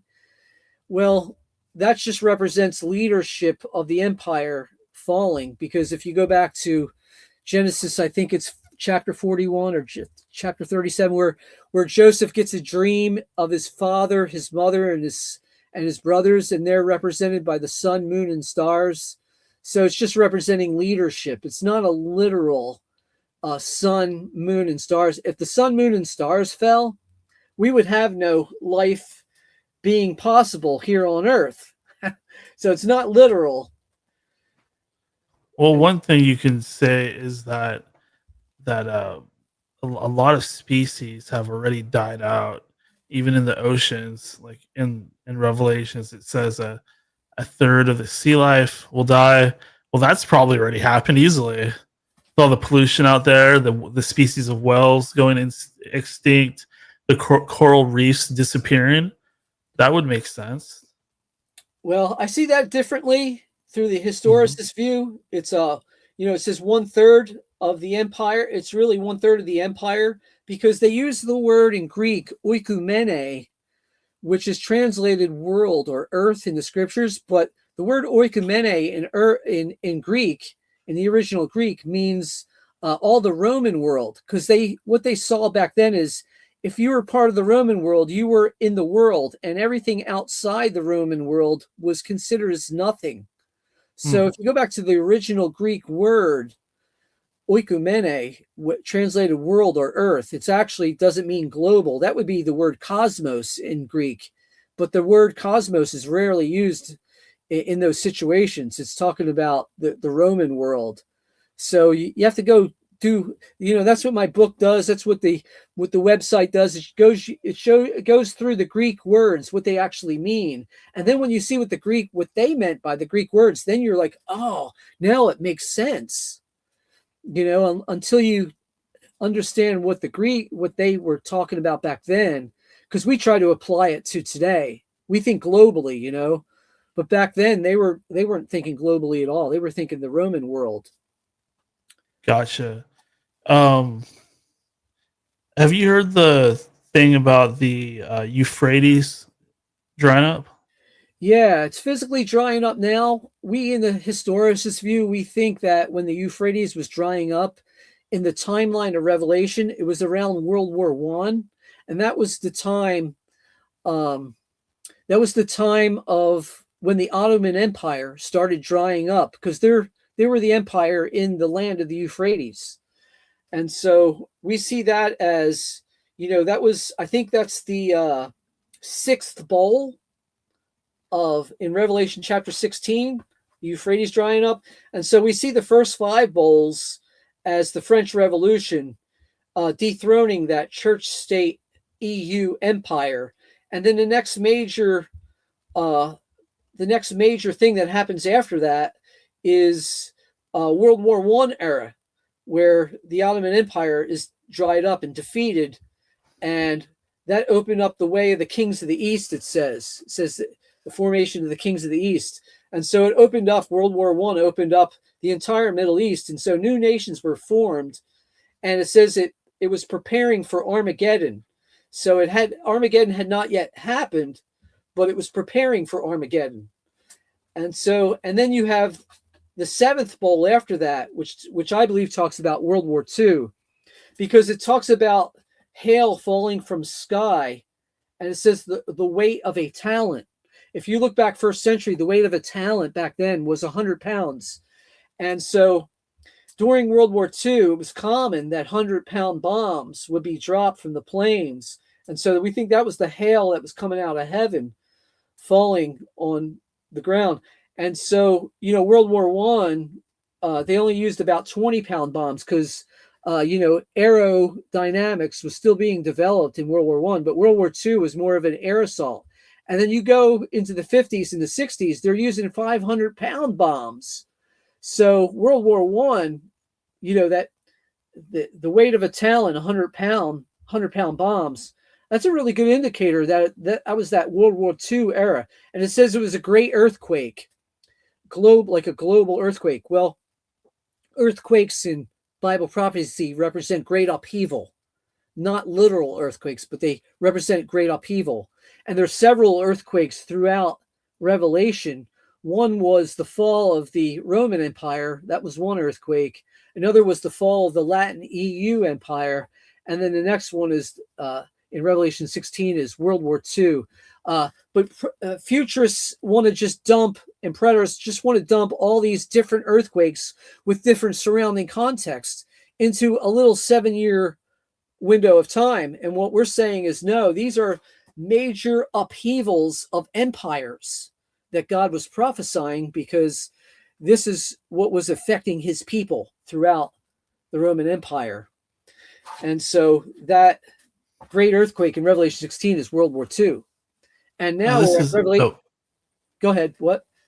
Go ahead and finish your thought. We have a question coming up.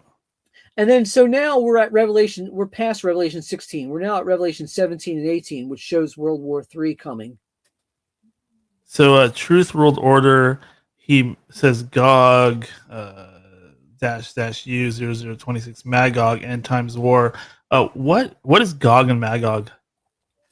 It's pointing to the areas of Turkey and Russia, and we think that that's going to be phase 3 of World War III in Zechariah 14 war and the Ezekiel 38 war. When the armies come down to attack Israel, that's when Christ is going to come, wipe out those armies, and he's going to set up his throne in Jerusalem and rule the world for 1,000 years of peace from there. Any thoughts on the Book of Enoch? I'm uncertain about the Book of Enoch. I'm uncertain about it. I'm not going to comment on it either way. I'm just uncertain. I've seen evidence for and I've seen evidence against. It's very interesting. They talk a lot about the Nephilim. That is absolute. I believe in the Nephilim. and some other details in there, but there are some discrepancies to it. I haven't memorized all the deep dive information on it. I've got enough to go on with the book of Revelation, and it tells enough. And with all these signs, that I've shown you, got my hands full with all that. But yeah, there may be something to Enoch. What is the bride of Christ? It's the people of God. The bride of Christ is the people of God. It's his people. And Revelation 19 talks about the marriage supper of the Lamb with the bride of Christ. And then so the rapture or resurrection had to already happen. And then, because Revelation 18, World War III, marriage supper of the Lamb, Revelation 19, so he had to have come for his people. And we're at the marriage supper of the Lamb. But then it says afterwards in Revelation 19, he comes back to earth and judges the earth. And so that's the scenario that we have. It's not a pre-tribulation rapture.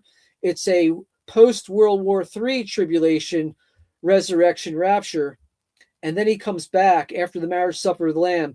We believe that he'll come on the Feast of Trumpets, and then the next feast day to fulfill is Yom Kippur, which is the Day of Atonement, which represents judgment. So we think that's going to be Judgment Day when he comes back and kills all the wicked people and the evil people and the Satan worshipers and the idolaters, and all the wicked are going to die. In my view, I don't think everybody who doesn't believe in Jesus is going to die. I just think he's going to take care of all the wicked people, eliminate them from the earth. I think there's going to be plenty of people who are not wicked, that will still live, but they won't be in a supernatural, wonderful, supernatural body that we get at the resurrection. They're not going to have that. So, yeah. So we talked about the mark of the beast, but there's also another part of Revelations that talks about the seal of God. Yeah. You know what I'm talking about? Yeah. Yes, the seal of God is the Holy Spirit. I can show you another scripture. I don't know where it's at off the top of my head, but it says we've been sealed with the Spirit. So the seal of God is the Holy Spirit. When I first got saved and God gave me his Spirit, I had no idea about theology. It was real simple. It's real simple in my faith. So if you have the Holy Spirit, you're sealed. At the Seventh-day Adventists, they say the seal is the Sabbath. You must keep the Sabbath. And Seventh-day Adventists, they got a wacky view of historicism. They think the USA is in Revelation 13. I keep telling them we're past Revelation 13. We're about to have World War III. In fact, some people, analysts online, have said World War III has already started. And so with Russia and Ukraine and the West. Yeah, Zelensky said that. Yeah, and others. Alexander Dugin, the famous Russian analyst, he's all about it. He says World War III has already started. The West is funding Ukraine. You don't think we see that? They're like, you don't think we see that? This is a war against the West against the East. With that in mind, are we looking forward to a cyber war or a war between robots? No, but here's the thing. China knows if Russia falls, they're next. That's why Russia and China have become really close with each other. And so that's the chess match that's going on right now. And it's the U.S., the NATO countries, and Israel against Iran, Russia, and China. But China's not too involved right now. They're playing, the sheep right now. But behind the scenes, they're with Russia. If you go into these AIs, like if you ask Grok if World War III is about to break out soon, the answer is yes. Yeah, I mean, there's something I want to tell you is you can go to usawatchdog.com and look up. There's this global hedge fund manager He's got a bald head. You can see his videos. Forget his name, but he manages multi-billions of dollars for billionaires. He manages probably trillions around the world. And he's got offices in Dubai, offices in Singapore. And he says he's got this computer program called Socrates. It's a predictive computer program.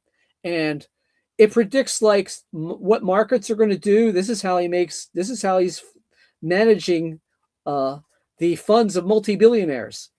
He makes money for them. But his Socrates program, he says, has never been wrong. And it predicts that World War III is coming soon. Doesn't say when, but it says World War III is absolutely coming. Yikes. Yeah. Well, it's terrifying. It's terrifying. It's, computer programs are not swayed by media and all this other stuff. They're just analyzing all the situation. And even they say World War III is coming. Do you ever, because I get this a lot because, I'm the guy with the podcast called End of Days Radio, and people, they'll call me a doomer or a gloomer, or they'll say it's always the end of the world with Daniel. Do you get that, Bill? Yeah, it happens. That's because they're in unbelief. They haven't researched. Maybe I'm hoping the signs and wonders that I've shown will convince them that there's something to this. And we're not truly trying to be doomers. We're really just wanting people to be ready for what's coming. This is like a ministry. It's a ministry of warning to wake people up to store food so they have their needs met when these bad and terrible times come. So we're ministers, just trying to meet people's needs, just trying to foretell and say, hey, look, this is what's coming. This is what you need to do. You need to prepare. Well, Bill, we are approaching the end of our interview time here. We're getting close to the 2-hour mark, but I do want to go ahead and open things up for you one more time to hop up on the soapbox, get behind the podium, as I like to say, and just say whatever you'd like to say to my audience out there, and feel free to follow that up with anything and everything you'd like to plug or promote, and hopefully we could do a part 2 in the near future. Sounds good. Well, I don't expect anybody to believe just somebody who comes online and talks, but with all the evidence that I've shown you, and with the supernatural signs, and that the book of Revelation is almost completely fulfilled up to Revelation chapter 17. It's a matter of faith and doing the research, taking time. Research takes time. And I've condensed, my research. I've been at this for really 38 years, just accumulating knowledge. But these last 5 years, I've been on the actually almost 6 years, but 5 years. I've been on the path of making this book, and it's all condensed in this book, and it's free at 6000theater.com. And as you see the linear timeline of Revelation fulfilled through history, it makes it more obvious that Revelation 17 and 18 is going to fulfill very soon. And based on these numerous signs and wonders backing prophecy, God is speaking to us. He's warning us. He's giving us signs. I've got 14 World War III signs that you can view at the website. Just click one of those links, World War III links, and you'll see all the signs. There's more signs. It's not just the signs I showed here. And so with all this evidence compiling, you at least should say, okay, let's do some prepping, because you're going to eat food anyway. You might as well store some. And then if it delays, you can restock and eat the old food and restock the new food. So it's not going to cost you anything. You're going to eat food anyway. So you might as well prep it up, because based on all this evidence that I've shown, World War III is coming really soon. It's going to come near the end of this year or in 2027. I think it's all going to happen at least by September of 2027. But I think it's going to happen before that. And America is supposed to be bombed. The infrastructure will be out. Hopefully you have a wood stove. If not, get a wood stove. And I'm concerned, that your needs are met during that time. And if you get the book, you can convince your friends and family of what God has shown in many supernatural signs and wonders of what's coming next, which is the resurrection. That's our true security. It's the resurrection. So really, it's not rocket science. It's God has proven these things in signs and wonders. And it's a matter of you and I believing what he says. That's about it. All right, Bill, well said. And once again, thank you so much for joining us on End of Days Radio. It was a lot of fun hearing your testimony and your predictions. And part of me hopes that they come true. Part of me hopes they don't come true. But I guess we're about to see everything roll out. And other than that, just thanks again, and God bless you.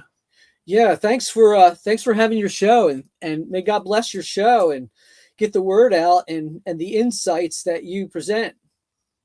Absolutely. Thank you very much, Bill. We will talk to you again at some point in the future. Thank you. Alrighty. That was Bill Weather, and you heard him. Go to his website and you can get a free copy of his book, and you can buy the hard copy. And yeah, we will have him on again. And not, if everything doesn't roll out, we're not going to bring him on and mock him if he's wrong. I don't actually think he's wrong, but we'll have him on and see what he has to say. But I think that how you can't argue with certain things like World War III.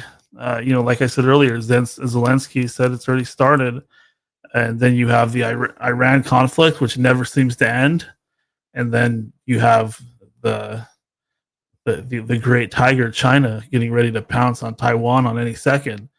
And this is back when the pandemic was going, we became aware of the propaganda going on in China and Russia and Iran, and as we were blaming them for the disease, they were blaming us. So, if you're wondering who the new Axis powers are, that makes it pretty clear. And just like World War II, it seems to be the people that are Rothschild backed in the financial system versus everybody else. And I wouldn't doubt if all countries are controlled on some level. These guys are war profiteers, so they make money off of setting all these countries against each other. And what is more destructive and apocalyptic than a world war, especially considering the weapons that we have today versus what we had like back in World War II, which was already scary. But back then they didn't have killer drones. Nuclear weapons were just being invented. Intercontinental ballistic missiles had not been invented yet. That was something that came after the war, when we took all those Nazis and had them work for us. And that's just some of it. Invisibility technology, we know they have that. Laser stuff. What do they call those? Those lasers from space. Scary stuff right there. Find you on satellite, just vaporize you or vaporize your whole block. Oh, forget killing just him. We'll take out his whole block. Psychic super soldiers. Who knows? Again, I'm the end of days guy, and man, I have to say, probably since 9/11, things have just been getting weirder and weirder. That's when I actually think that it started.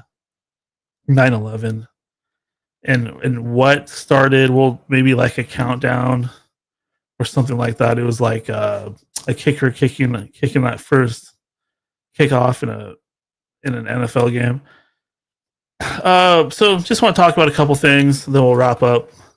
I know the last few shows I have not really talked. I just wanted to, get along with things, but we don't want to just, do a guest interview and not touch on the news a little bit.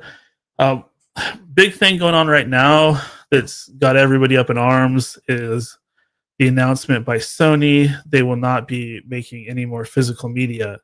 So no more video games on disc. Everything is going to be directly downloaded to your system, and you'll play it from there. And that means that there won't be any used market for games. And when you have a lot of discs floating around out there, that really drops the price of games down. So, you could have a game that was released at $70, $80 and it's been out for a while. So it's like $10 because it's floating around at all these Game Stops and eBay and stuff like that.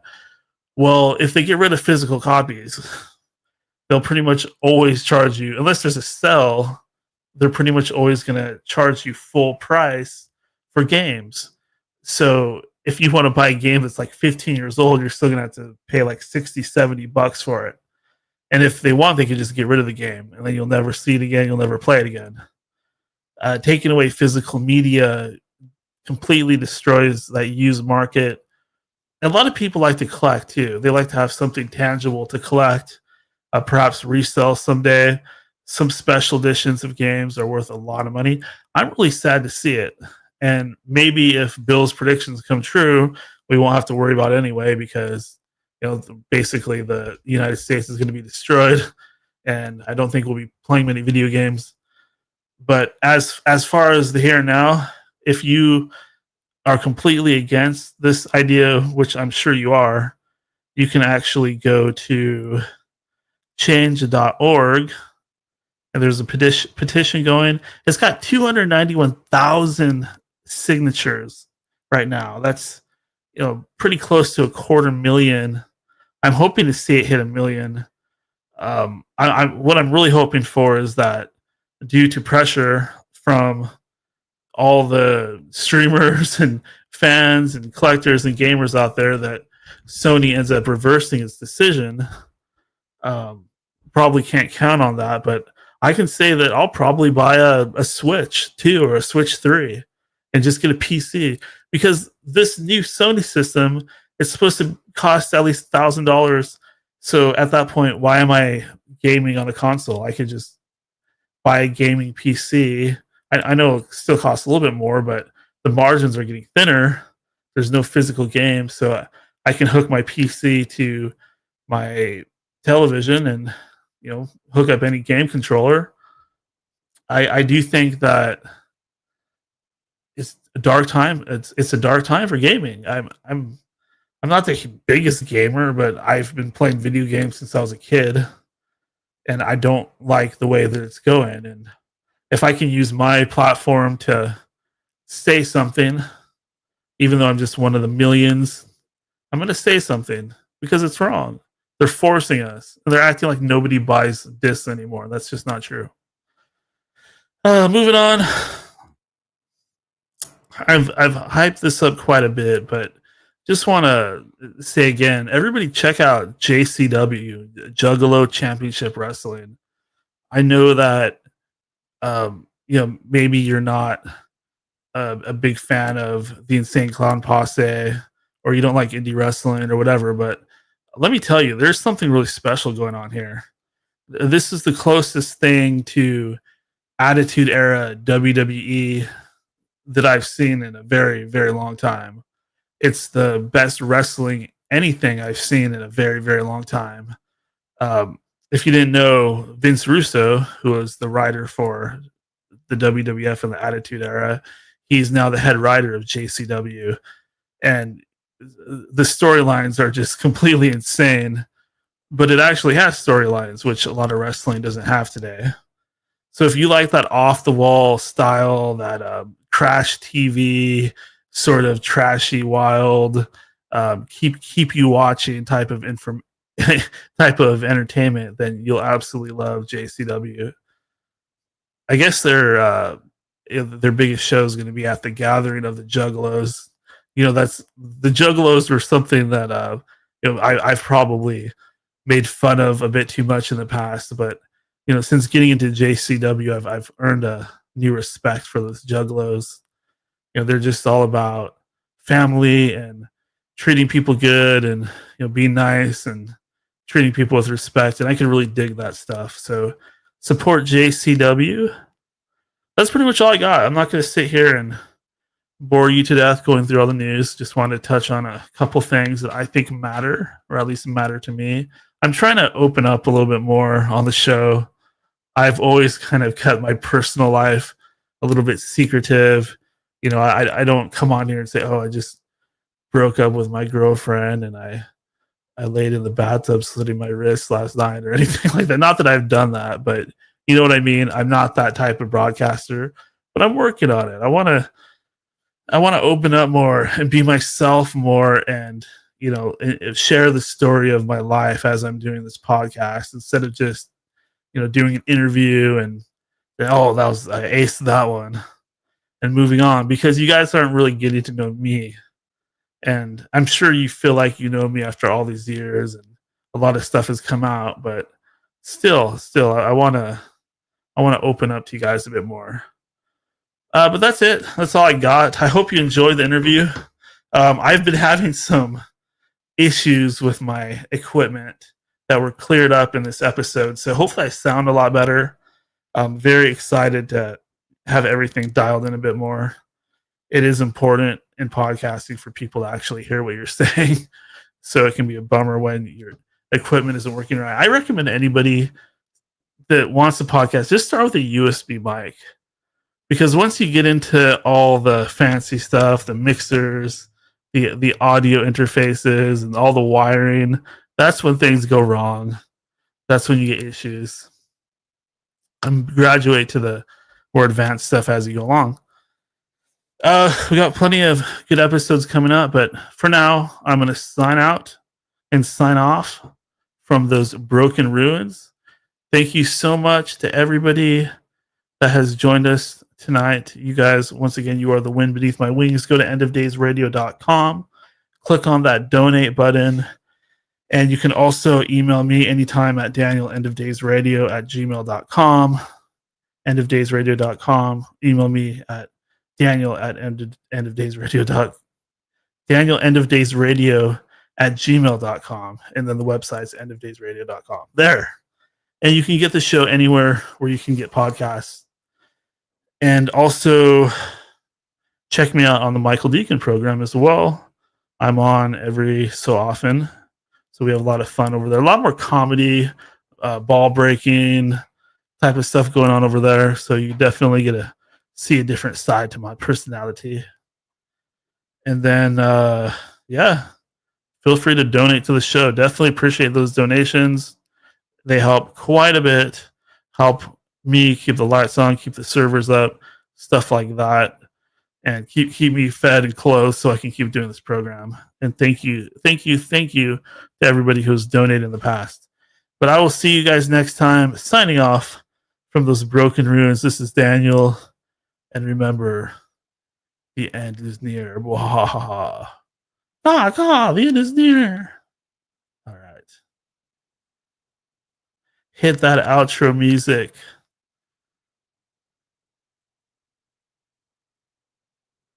There we go.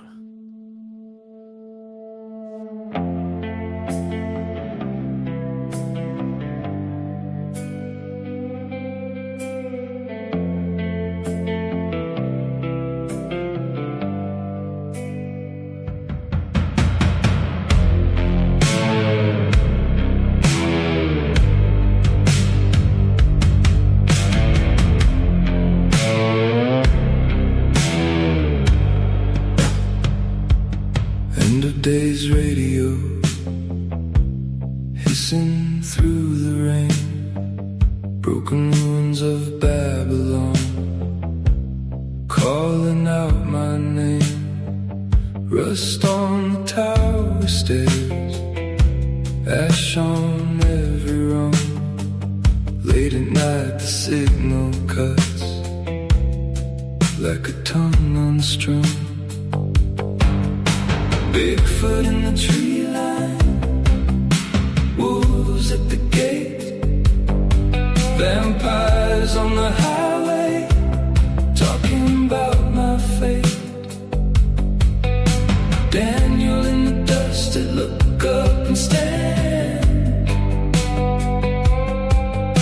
Jesus at the window with fire in his hand. No more false prophets, no more false prophets. Burn the hollow talk, burn it down to nothing. No more false prophets, no more false prophets. When the night goes blind, we follow the sun.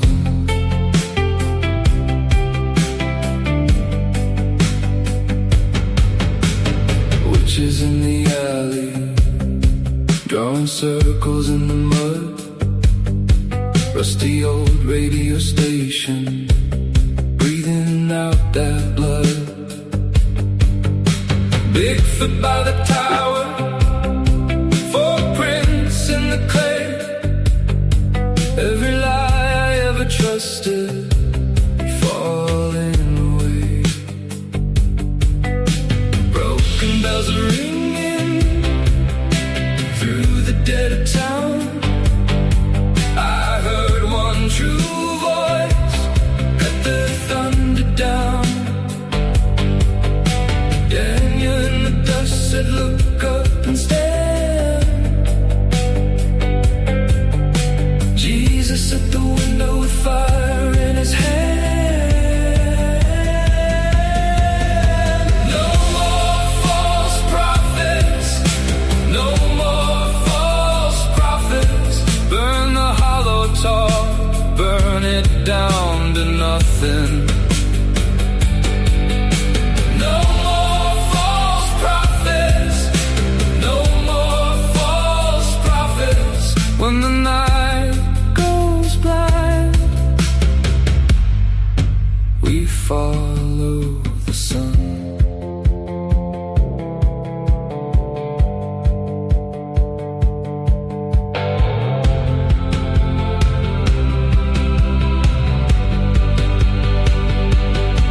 If the moon turns red and the roads go black, if the whole damn world keeps dragging me back, I will not kneel to a shadow made of dust.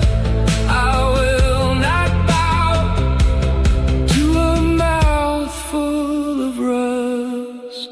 No more false prophets, no more false prophets. Burn the hollow talk, burn it down to nothing.